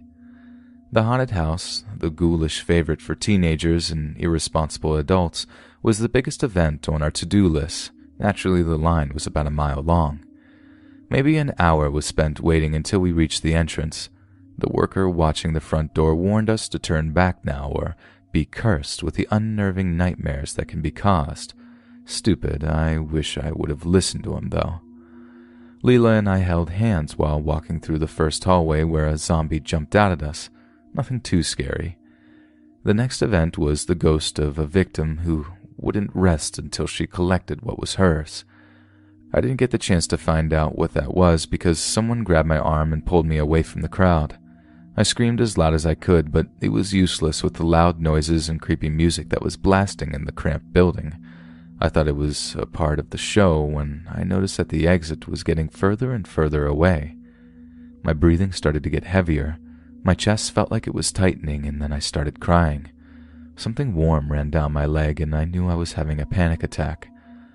I fumbled the pocket of my coat for my inhaler, but dropped it when the person pulling me away told me to shut up. I'm not really sure what happened after that because I woke up to the paramedics kneeling beside me holding a mask over my face. I could finally breathe. The man that had pulled me away from Stan, Leela, and Marco was a stranger that had been hiding in the building that they used for the haunted house weeks before the carnival got there. My parents were beyond angry that I had nearly been kidnapped in a crowded place that should have been safe, but the police had failed to have enough patrol around the area. It turns out that Stan had been the first person to realize I wasn't holding on to Leela anymore. He panicked and grabbed the other two so they could get help. Their parents found a police officer and they stormed through the haunted house where they found the man dragging me down an unused corridor. I'm very lucky to have been such a fearful wimp because the other kids wouldn't have even noticed that I was gone if it weren't for them not being able to hear my girlish screams. I guess that you really don't know what kind of people can be lurking around your town, no matter how small it may be. You never really know what could happen in the most crowded of places. I was almost kidnapped in a haunted house, and it turns out that I wasn't the first person he had tried to get. He had been roaming the states for years, and now he's locked away in prison somewhere, while I live in the mountains far from society and far from the criminals that used to be harmless. Don't trust anyone that says a crowded place is the safest. They're just not seeing the bigger picture.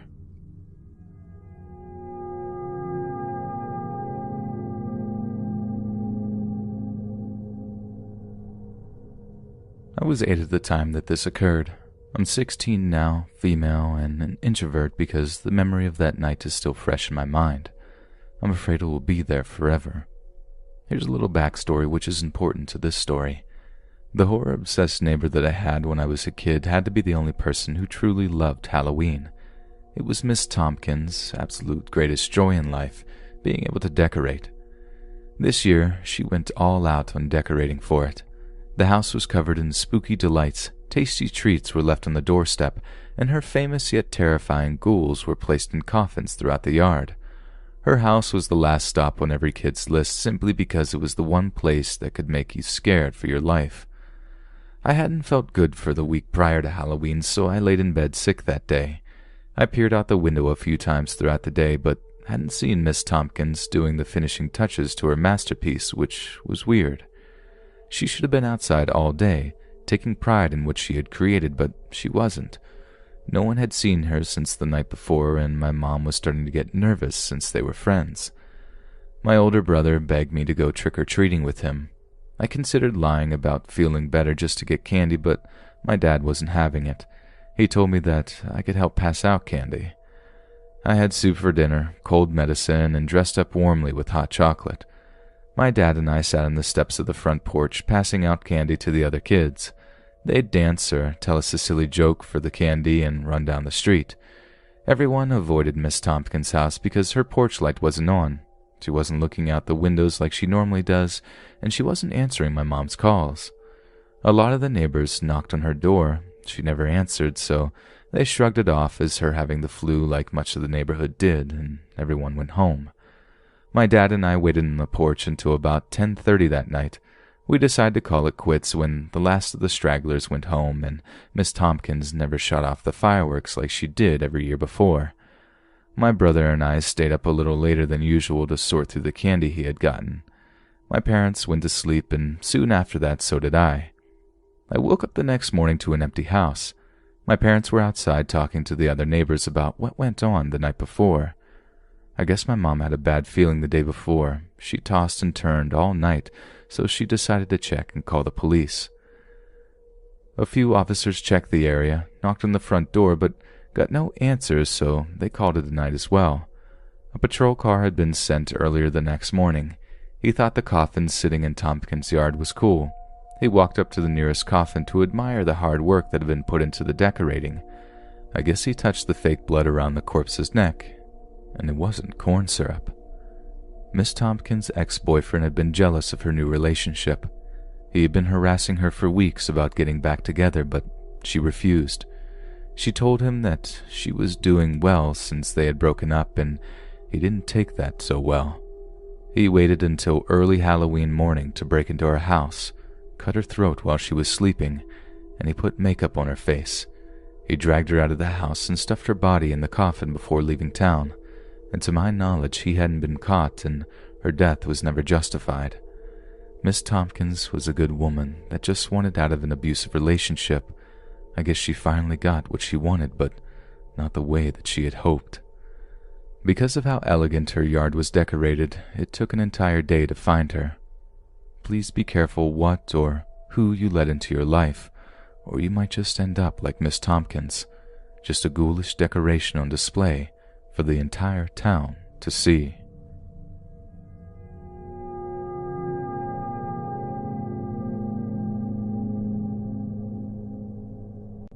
I'm a female, 29, and this killed my Halloween vibe. My mentally ill neighbor Ed was on medication the entire time I lived next to him. He was schizophrenic, which means that he hears and possibly sees things that aren't real. He used to freak out and have a fit about what the voices were telling him to do. His parents finally decided to get him help after he was arrested for assaulting one of his co-workers.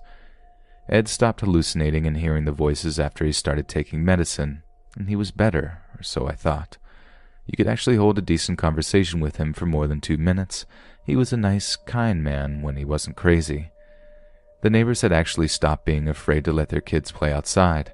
I could finally get a good night's sleep without hearing Ed's angry voice screaming for people to leave him alone, and I could finally have my boyfriend back.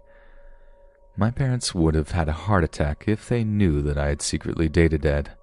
Like I said, he was a good man while on the medicine, and I couldn't help but love him.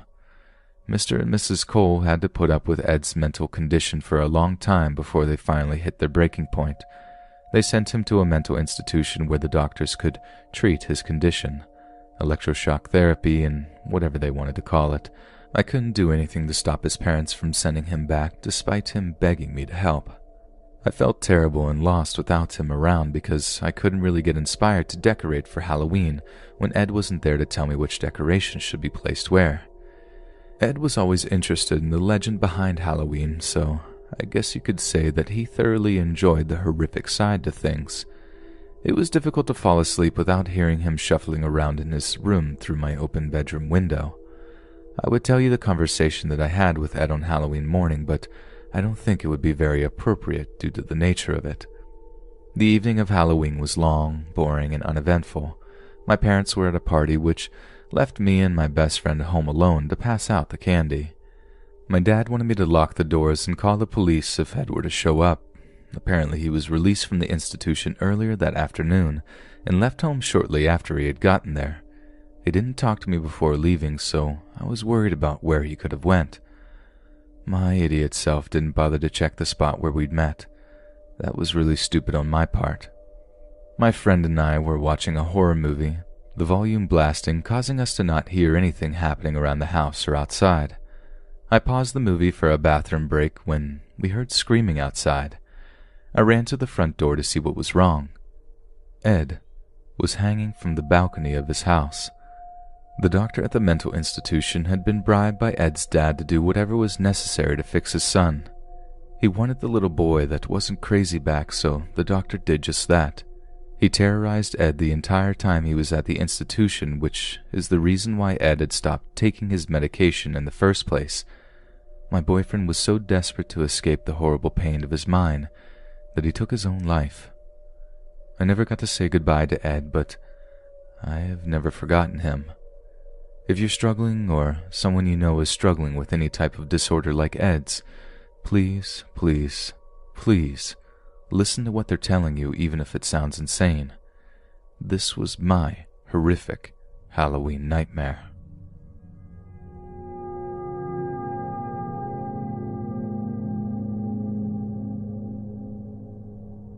I'm a male, 17, and this happened last year.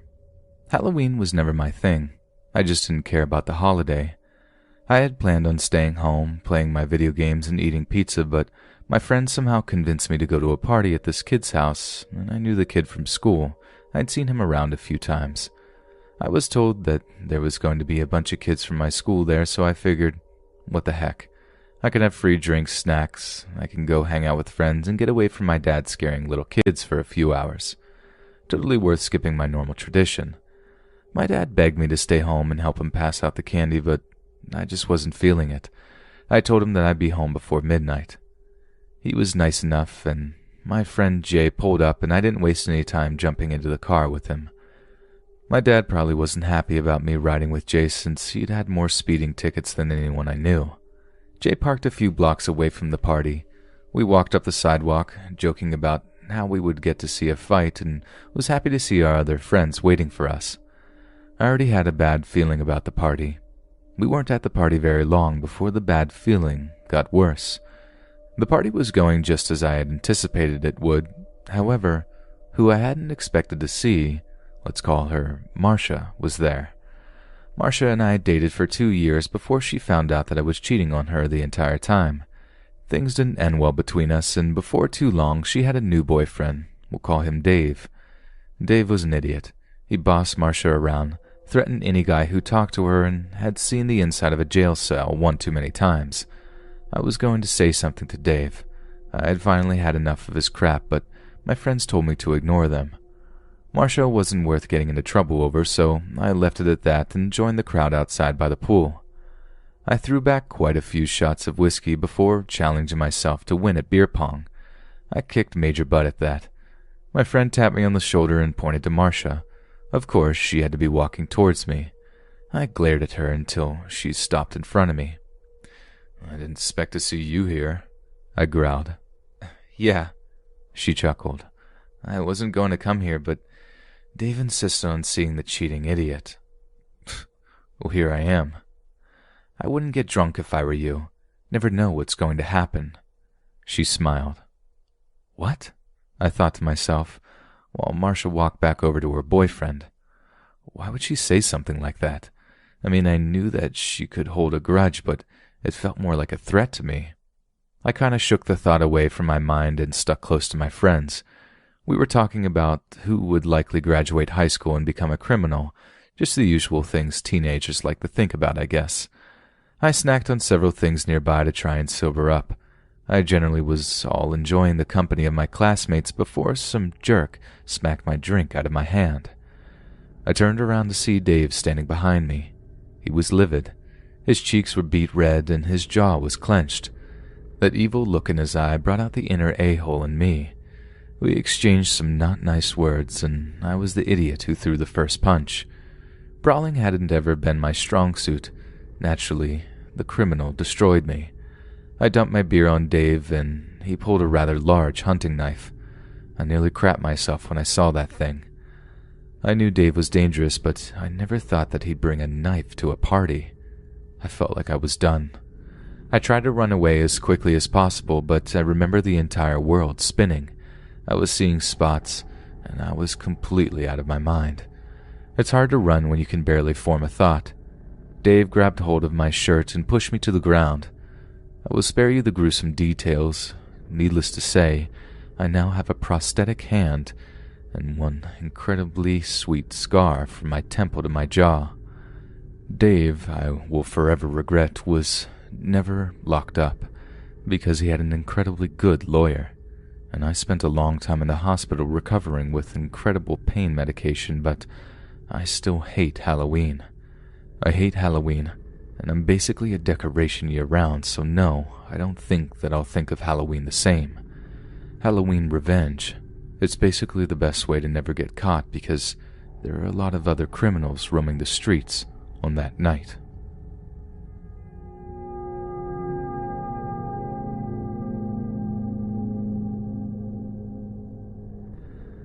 I'm a female, 42, and this is why I can't trust the holiday. My mom and dad adopted me when I was 3 months old because my birth parents couldn't afford to have a child at the time, which is why they gave me the best shot at a good life. My adoptive parents have been the best parents that I could have asked for. They have done everything for me and still continue to be my support system when things go wrong. I'm grateful for them, and I'm glad that they weren't harmed on that night. Halloween was a good time of year for me. I got to spend it with my friends and family. I was able to decorate the house and watch all of the kids in the neighborhood get a good scare from our house. I generally enjoyed being able to sip on apple cider while telling spooky stories to the neighbors' 2 kids. They were good kids that I babysat when I was home from college. I was home for the weekend, so I spent as much time with my parents as I could before I had to go back and finish out the semester. My mom had to make a last-minute shopping trip, so I opted to go with her. We had been walking down the street for about 45 minutes before I even noticed that people passing by were giving us questionable looks. I continued for another few minutes before I leaned close to my mom. "What are they looking at?" I asked my mom. "They're staring at you," she whispered. "Why though? I don't know any of them." I frowned. "Don't think too much of it, honey. They probably just confused you for someone else." Probably." I couldn't stop thinking about the weird looks that those people had given me. I was just walking through town with my mom before we had to pass candy out. We grabbed lunch, finished our last-minute shopping, and headed home to get ready for the night to begin. The freaking sight that I went home to was bizarre. My dad had been watching the news and saw a picture of me.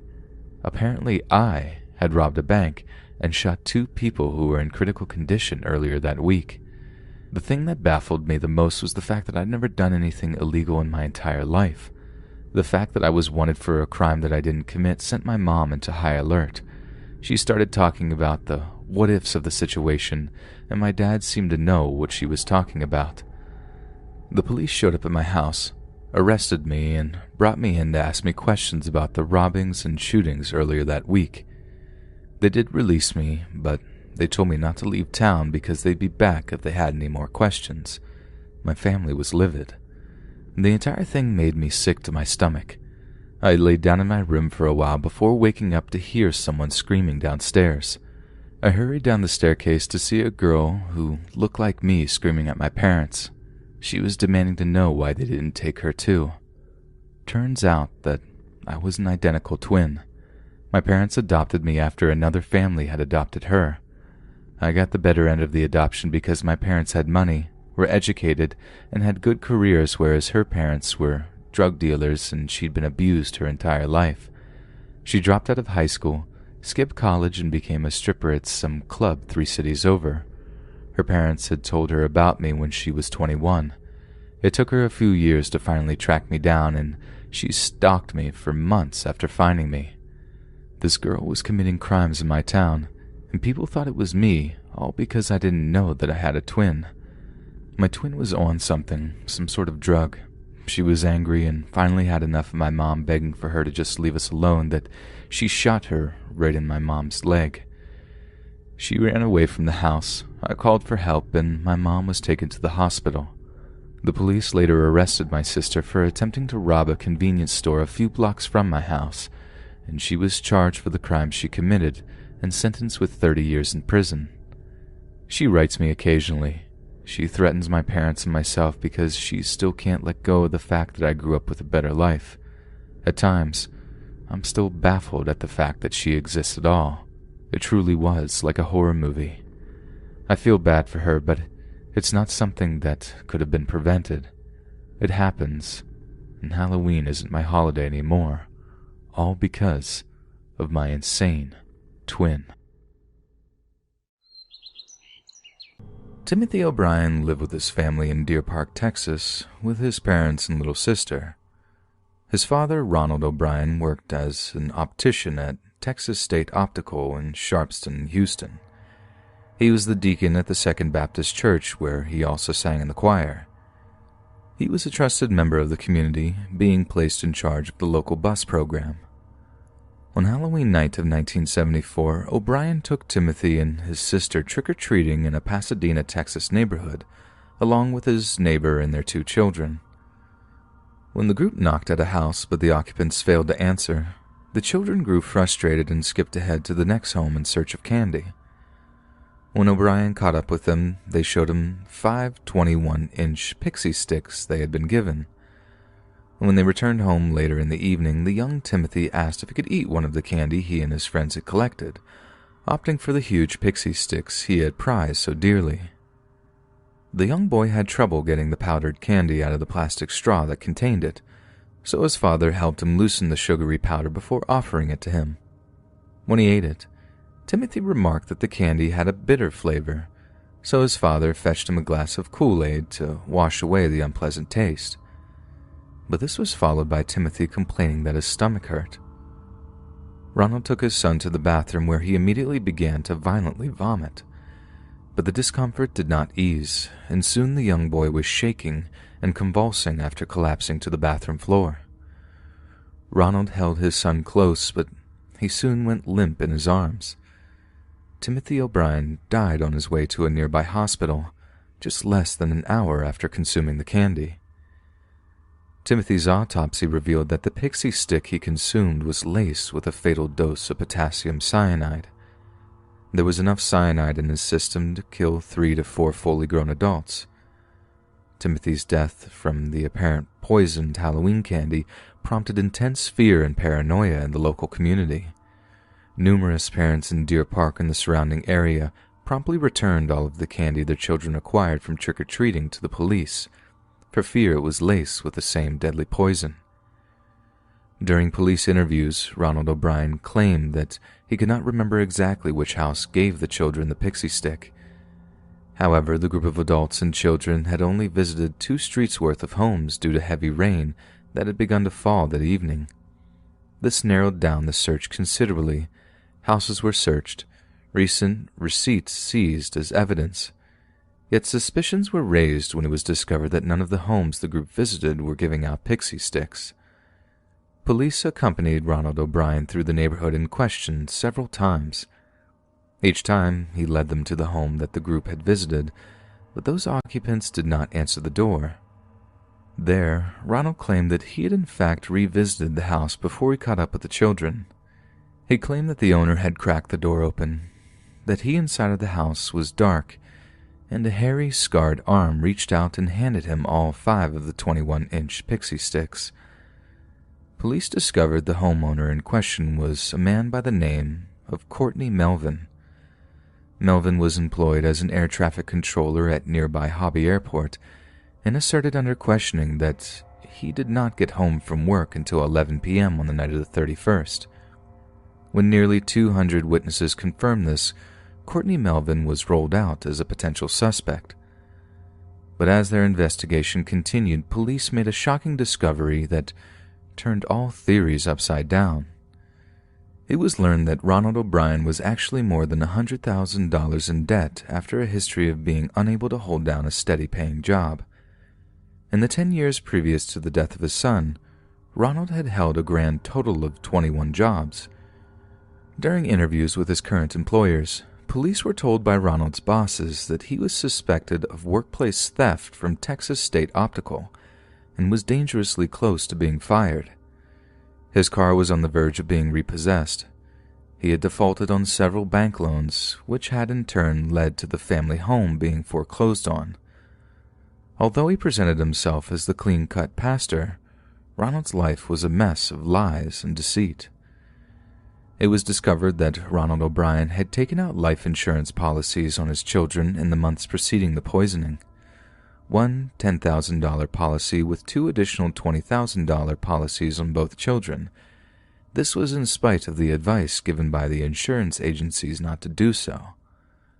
When asked, Deneen O'Brien, the mother of Timothy and Ronald's wife, claimed she was completely unaware of any insurance policies on her children's lives. The final clue came when police learned that Ronald O'Brien had stopped by a chemical supply store in Houston and asked to purchase cyanide. However, he left empty-handed when he learned the smallest amount purchasable was 5 pounds.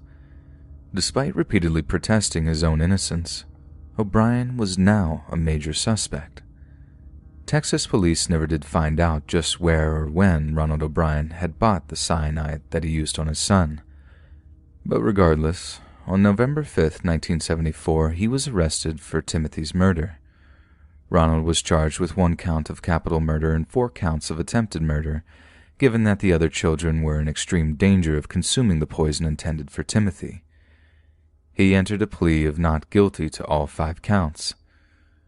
During the trial, a chemist who was familiar with O'Brien claimed that he had contacted him the previous summer regarding lethal dosages of cyanide. Another chemist took the stand testifying that Ronald had asked him how he could go about purchasing the deadly chemical. Additionally, Ronald's friends and coworkers also said that in the months preceding Timothy's death, Ronald had shown an unusual interest in cyanide and spoke about how much it would take to end a person's life.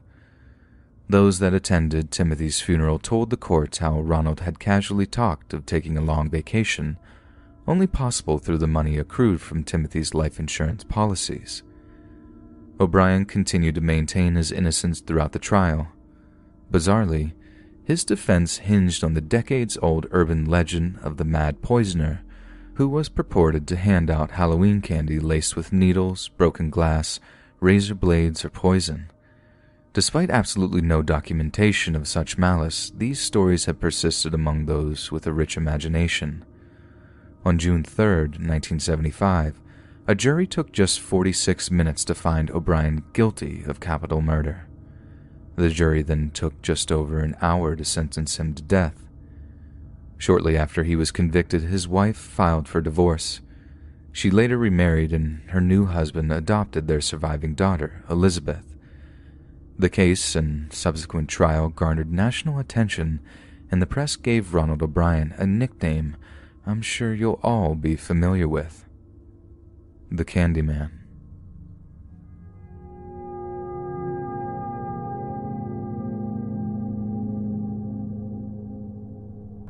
Halloween used to be my favorite time of the year. I was kind of a horror freak. I loved horror novels, movies, and games. I spent hours absorbing all the YouTube creepypasta stories I could find. But that all changed one Halloween night when myself and a few friends found something that would change our lives forever. This is the story of the Dead House. I always did love that era of chaos that presents on Halloween night. That twisted, festive feeling that adds a spark of excitement to an otherwise dark and dreary time of the year. We were too old to be trick-or-treating, but we still wanted to wander the streets and soak up the atmosphere.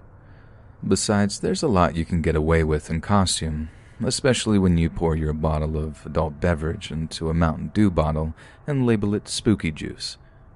Our buddy Spike had comprehensively won our internal costume contests with his own homemade proton pack and Ghostbusters jumpsuit. He'd spent weeks on it, watching little YouTube painting tutorials and binge-watching the movies for minor details. It looked amazing, and he wasn't about to miss out on the opportunity to show the thing off. So off we went, wandering around the neighborhood and eating store-bought candy. Since we were way too old to be trick-or-treating, part of the fun of these Halloween walkabouts was seeing the spectacular ways that fellow Halloween enthusiasts had decorated their houses. Over the years, it became something of a competition, and each year the decorations became more and more elaborate. I remember one family had gone as far as digging a small pit in their front lawn. They put some red lights in there, then covered the thing over with wooden boards that were complete with fake zombie fingers reaching up between the slats. It looked amazing, and we found ourselves joining a gaggle of parents and taking selfies with the chillingly original decoration. We saw some pretty impressive stuff that evening, from fake bodies hanging from trees to chained-up dogs that had been dressed up as adorable little hounds. But nothing caught our attention like the house at the end of Bachman Street. So a lot of you have heard of these hell houses that crop up around Halloween every year. The most infamous being these guerrilla operations where people can make a few bucks while indulging in a little of the Halloween spirit. So when you saw the house at the end of Bachman Street with its doors wide open, we figured it was just part of the display. A couple was heading away from the house looking pretty scared, so we asked them what the deal was with the front door being left open. "Oh man, they really went all out this year," one of the pair said. "It's so realistic in there. We left a few dollars on the table as a thank you. There's no tip jar anywhere, so you guys gotta see it though." On that, we agreed. Something that was actually scary, right here in our own neighborhood? We had to see it. We studied the house intently as we wandered down the street towards it. The facade was barely decorated compared to the others we'd seen. Just a carved pumpkin and a few plastic hanging skeletons were all we could see on approach. But there was something odd about the way the cars were parked in the driveway, something weirdly chaotic. Anyway, we wander up to the front door, peering inside before entering. But again, there doesn't seem to be any extensive decoration on the inside either. That all changes once we enter the kitchen. One of the dining chairs was dripping with gore, ropes around the armrests hanging freely as they'd been cut away from someone's arms. Laid on the table nearby were all kinds of bloody kitchen utensils, some still clogged with shredded flesh. Flies buzzed around us, landing on the body and various bloodstains around the room. "Wow," one of us said softly. "You can see where they use corn syrup to make the blood. Houseflies love that stuff." "Then how did they get that kind of stink up in there?" another asked. But we didn't put too much thought into it. We were so overwhelmed and impressed that we just carried on moving through the house. The living room was somehow even more disturbing than the kitchen. Sat on a small, dark wood coffee table was a kind of homemade doll.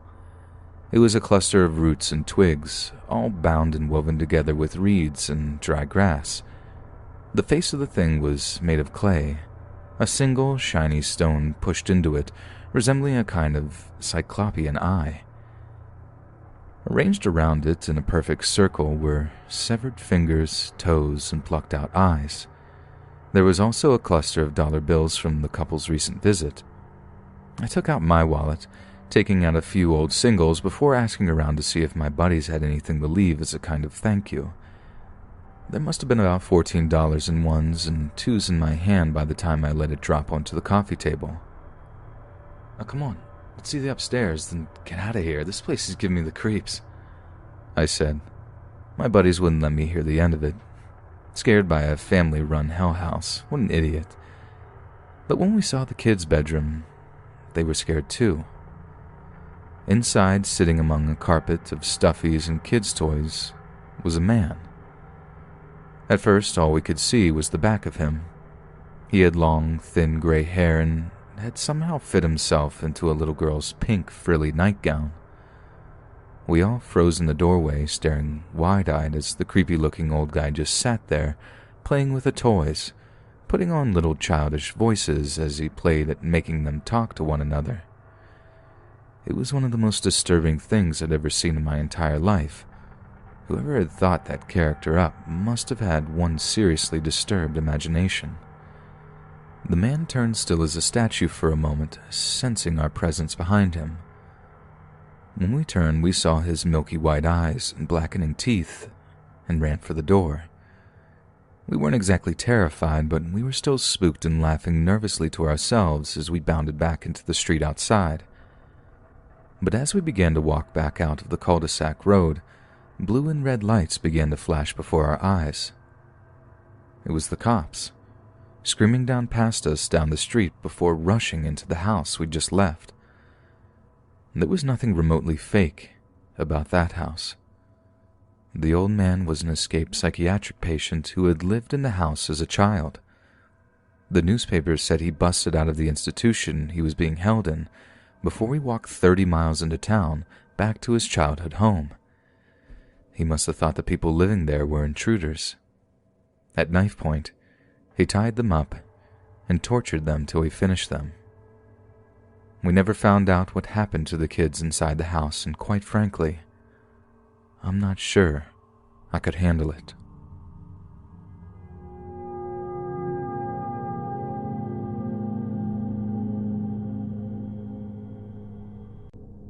In the early afternoon of Halloween 2010, Ohio resident Devin Griffin was returning home after a brisk Sunday morning of singing in his local church's choir.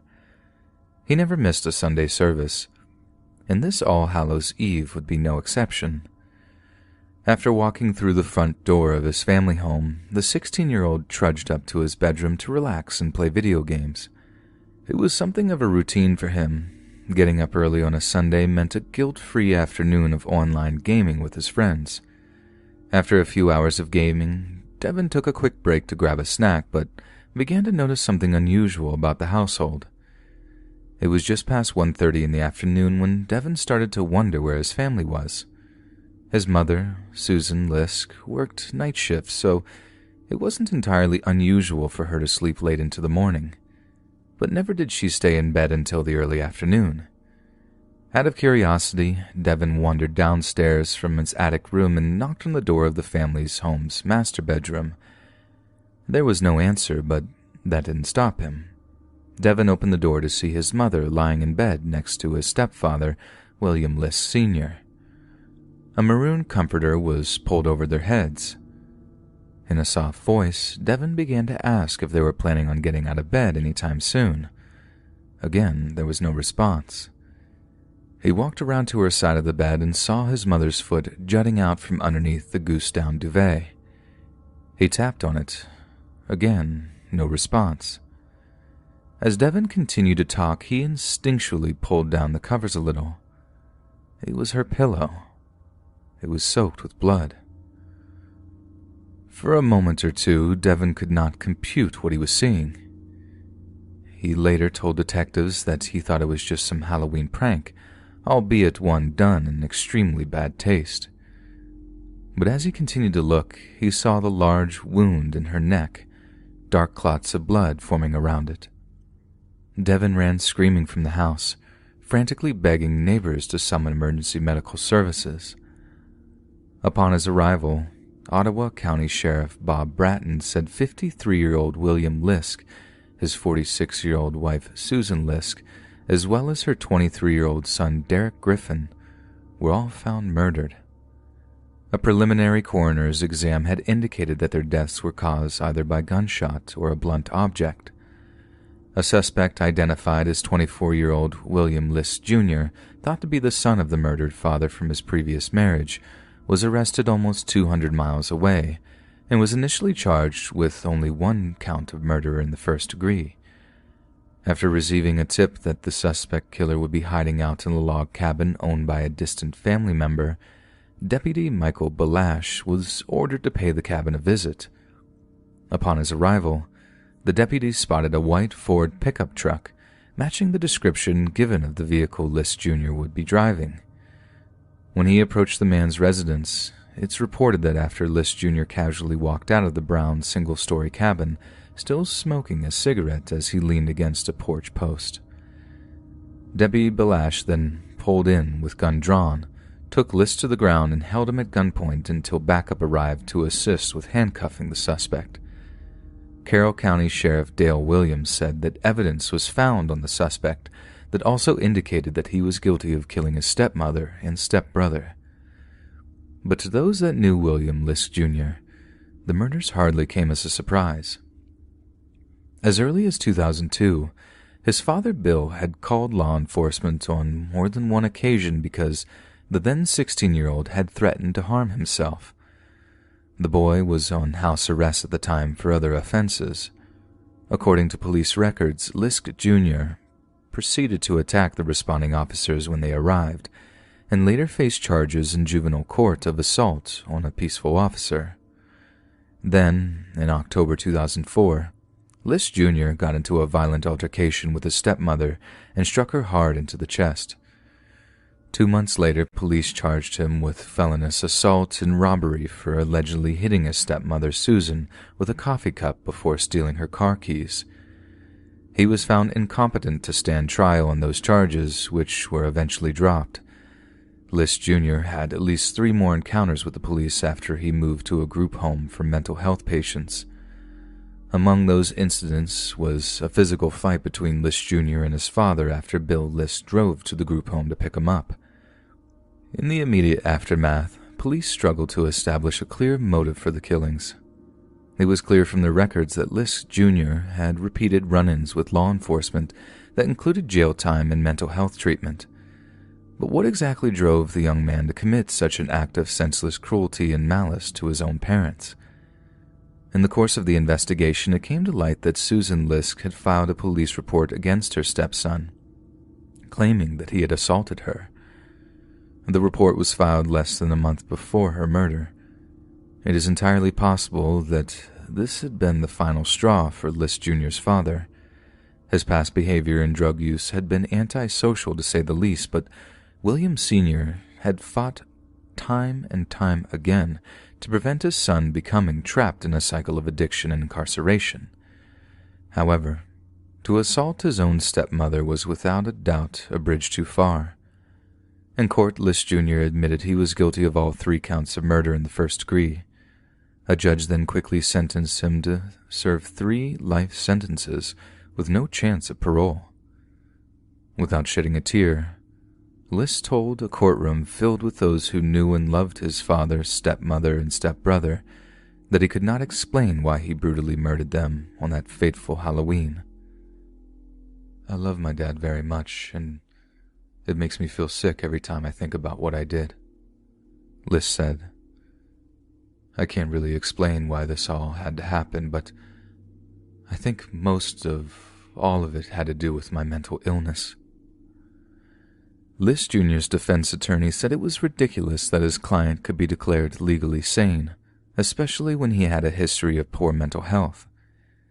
He said it's unknown whether Lisk was taking the medication that was prescribed for his schizoaffective disorder on the night of the murders, although he had been drinking alcohol.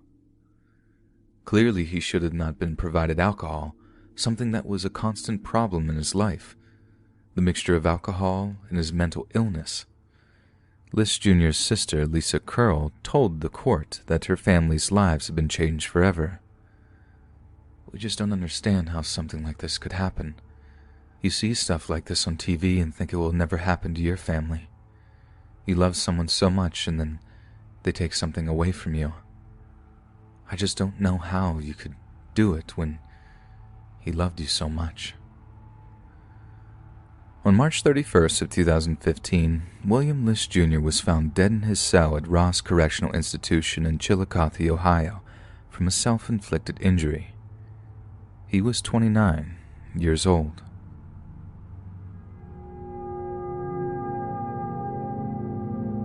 Years ago now, a few mates and me had managed to secure an invite to a Halloween house party. We didn't really know anyone else there, having only secured the invite because one of us worked with a girl whose student house it was. But since it was literally the only house party we could actually get into, we weren't arguing. A big thing about house parties is, the older you get, the harder it is to find a good one. Most people make their big house party mistake earlier in life and vow never ever to have one again. So the idea of one big hurrah before we started on that late 20s, early 30s quiet drinks bollocks was wildly appealing. We agreed to meet up in my flat for some pre-drinks and get changed into our various costumes. Fancy dress was a must, according to our mate's colleague. You have never seen such awful Halloween costumes in all your life. One lad just bought a wig and badly applied his mum's makeup, claiming to be Frankenfurter from Rocky Horror Picture Show. But without having the stones to rent the suspenders and corset, he just looked like he was in the middle of a bad sex change. Another fella just threw on some old army cadet gear so he could be a soldier or whatever. But it had been a good couple of years since he'd last put it on, and he was considerably wider around the waist. So what I suppose was meant to be intimidating just ended up looking completely ridiculous. The winner, without a doubt, was our mate Danny, who'd actually pulled off a pretty convincing Michael Myers costume. So for those that don't know, the mask used in the film Halloween is actually a Captain Kirk Star Trek mask that the prop guys roughed up a little. Yep, one of the most iconic images in horror comes from a crummy piece of sci-fi merch. Crazy, right? Anyway, Danny had actually managed to get his hands on a replica of said mask from his older brother, who was and is something of a horror freak. Then all he had to do was borrow a set of his dad's old mechanic overalls, get hold of a plastic butcher's knife, and he actually looked the real deal. So after we filled our bellies full of cheap supermarket lager, we make our move for the house party. The place the party was at was only like 5 to 10 minute walk from my flat, so we decided to walk around to soak up a bit of the Halloween atmosphere. I don't know what I was expecting. Maybe a few rooms full of people chatting away with a bit of music playing meekly in a back room. But the closer we got to the right street, the more we could hear this thumping bass sound drifting through the air. Imagine if that was the party we're going to, one of us joked. But it was the party. We're in the middle of this actual residential area. All of the other houses are settled in for the night, and there's this one house with its door wide open, people in costume wandering in and out. These colored lights, a smoke machine, even an actual bloody DJ set up in a bedroom with speakers all through the house. Enjoy it while it lasts, boys. I can guarantee you the police are on their way. Right now, one of us said. Laughing, we piled into the house and started mingling with complete strangers. I won't deny it. They might have been posh kids from down south, but they knew how to throw a party. They actually laughed at us when they realized we'd brought our own beer. The host taking us into the back garden to show us these buckets full of beer and ice water. We were welcome to drink as much as we liked. In exchange, we put our room temperature cans into their fridge as a kind of communal offering. Yeah, we met a few snobs sneering with the "who invited you" look in our direction, but mostly people were lovely, especially when they found out we brought a special kind of tobacco with us. We drank long into the night somehow. The police didn't actually turn up for the first few hours. They must have been busy with the other more criminal stuff, but eventually turn up they did. But honestly, it was all part of the experience. It's not a true house party unless the busybodies show up. They were actually pretty cool about the whole thing, too. They didn't shout. They didn't stop, search, or arrest anyone. They just told us there had been a noise complaint and we had to clear out if we didn't leave there. They even laughed when someone in the crowd anonymously shouted, "Are you the male strippers we hired?" And this is where the story gets weird. So, throughout the party, our mate Danny had been kind of in character, walking silently and scarily into rooms, moving his head all slow as he looked around, just like Michael Myers. He'd then break into some weird dance and have people laughing, but it's important to know that he seemed to be enjoying playing the part. Anyway, we all managed to find each other in the throngs of people outside, despite being absolutely smashed. Only, we're not exactly ready to call it a night. So we decide to walk quite a bit of our way to visit the 24-hour off license to buy more booze. So, the whole way, Danny doesn't say a word. It might be worth mentioning that he isn't the most talkative when he sobers, so When he's angry, he pretty much says nothing at all. Just does his signature wheeze laugh when anything amusing happens. So just as we're outside the off-license, queuing by the little hatch to get served, I noticed something unusual about Danny's toy butcher knife. I swear he had a fake one at the start of the night, but right then I noticed the knife in his hand is bloody real. Before the fellow in the offie notices and calls the police thinking it's real, I slowly take the knife out of his hand, having a sort of mini freakout that the bellend would be daft enough to steal a real knife from the house party. Right then, like something out of a movie, my phone starts going in my pocket. I pull it out and on the screen is the name, Danny. Now, I'm still bladdered at this point, so my first thought is that Danny lost his phone or something, and someone is calling my number, the last person he'd call, to let them know where to safely find it. So I answer with something like, "Yeah, I know. My mate's an idiot. I hope he's not stolen anything else." But the voice on the other end is Danny. Definitely Danny asking where we've gone. He passed out in the bathroom of that student's house and had only just been kicked out of. Cue an actual bloody freakout as I point the knife at this total bloody stranger and demand to know who they are. It all hits me at once. The guy had gloves on. Danny didn't.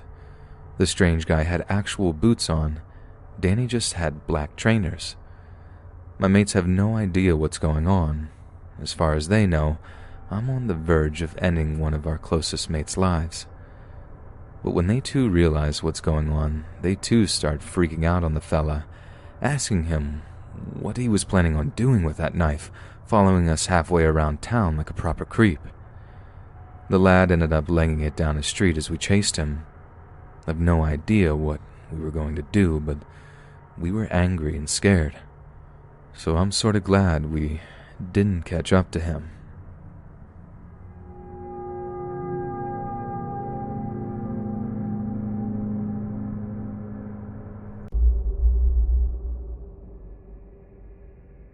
When I was 21, I lived with my two friends, Bruce and Ollie.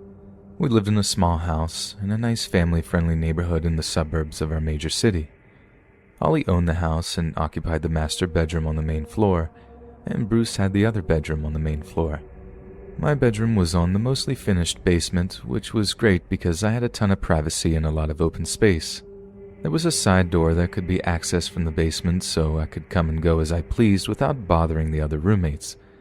We were all pretty close, but it was nice to feel like I had my own living space, even though there were 3 of us in the house. At the time, Bruce and I were huge fans of Halloween and the fall season in general. But being adults and having full-time jobs, it wasn't really ideal for us to go out and attend Halloween parties like a lot of the other people we knew. Also, Halloween fell on a Tuesday this year, so instead we decided to just watch some horror movies in my basement bedroom and just hang out and relax. After we watched a couple of movies, we started to get a little bored. It was about 11 p.m. and the trick-or-treaters were home, and most people were in for the night. Knowing we had to work in the a.m., we decided it would be a good idea for us to go on a quick walk and call it a night. There is something about the air on Halloween night. It's like when you go on a vacation to Florida and the night breeze just feels and smells different. That's how it is on Halloween. It's nostalgic and can almost give you a euphoric feeling. Anyway, as we started to walk in the quiet and somewhat desolate neighborhood, we approached the park. Now we walk through this park all the time during the day, probably at least 50 times at this point. It was a little park right in the middle of the neighborhood. The park had a main entrance from one of the busier streets and a back entrance from the street we lived on. The back entrance was covered with a lot of trees and a very small wooded area. About 30 yards from the entrance, there were 3 baseball fields, a pavilion, and a basketball court. We walked into the back entrance where all the trees were, and it was nearly pitch black, but there was a low orange hue from the streetlight barely making its way through the trees. As we walked through the wooded area, we both stopped abruptly. We thought we saw a man standing at the end of the path. The figure was completely still, and it was so dark we couldn't be sure what it was. I called out, "Hey!" to the figure, but no response. I suggested we should turn around, but Bruce said we should check it out, which was unlike him because I was usually the braver of us two. As we got closer, it was clear it was a man standing there. The man was completely still and had both of his hands in his front hoodie pocket. His head was down facing the ground. Trying not to freak out, we decided to slowly back up and make our way to the street and our house without further confrontation. Before we even moved, we heard a noise next to us coming from both sides. Trying to focus our eyes in the darkness, we saw two more figures moving towards us in the woods. Unlike the other guy just standing there, these people were approaching us. I wish I could explain the feeling I felt inside me during this point. It's like the sinking pit in your stomach when a cop pulls up behind you with his lights on, but 100 times worse. Fight or flight kicked in, and we turned and sprinted full speed out of that park and onto our street, never looking back to see if they were following us. We ran right to our house and locked the doors behind us. While sitting in the basement, we had all the lights off and we were trying to look out the basement windows to see if we could see if anyone followed us or possibly saw the house we went into. We were so scared we didn't know what to do. Were we in real danger? Was it someone just playing a prank? After about half an hour or so, we decided that they most likely didn't follow us and it was probably okay to go to sleep, especially considering we both had work in the morning. At about 2:30 in the morning, Bruce woke me up. He said he thought he heard something outside his bedroom window. I went to his room and looked out the window and I could see a pumpkin laying in our backyard. This was concerning because we didn't have any pumpkins outside our house. We didn't set any up for decorations or anything like that. For the second time tonight, we were terrified and decided to go into the living room. While in the living room, we made sure we had the house lights off and began looking out the front windows. Within the first minute of looking, there they were, 3 men standing in the middle of the road just staring at our house. We thought about calling the police, but what were we going to tell them? There are 3 guys not standing on our property who may or may not have thrown a pumpkin in our backyard. We just sat in the living room for about 10 minutes trying to think of something, anything we could do. We made sure the front door was locked and grabbed a baseball bat and I think a kitchen knife. We looked out the window again and the 3 men were gone. Nothing but the illumination from the streetlights. For the rest of the night, we stayed in the living room watching SportsCenter until we eventually dozed off. Morning finally came. As we got ready for work, we just agreed it was probably just a Halloween prank and we should move on and forget about it. However, when I got to my car, there was a note on my windshield that said, "Happy Halloween," with a smiling face sticker on it. What I read next gave me the same feeling I had just had a few hours before when I thought we were in real danger. At the bottom on the paper it said, "P.S. Good thing you lock your doors." What would these people have done if the doors were unlocked? Bruce and I both decided to call in from work and stay home that day.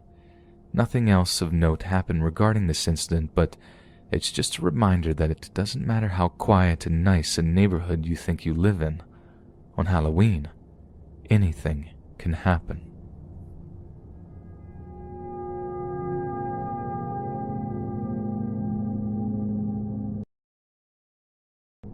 As we slowly enter the fall season, I'd like to share a story with you that happened to me a few years ago. I have mentioned this story to some of my close personal friends and family, many of which don't believe me, and that's fine. They probably think I'm just joking around or trying to scare them, but I know I experienced something that night and I wish I had a better explanation for it. At the time these events took place, I lived on a quiet street a little outside the city, but not quite into the suburbs. My street had a big rundown house at the very end of the block that was across from an unused parking lot and an out-of-business bar. The person who inhabited the house before it became dilapidated was Mrs. Morgan. Mrs. Morgan was an old curmudgeon in every sense of the word. Every time my friends and I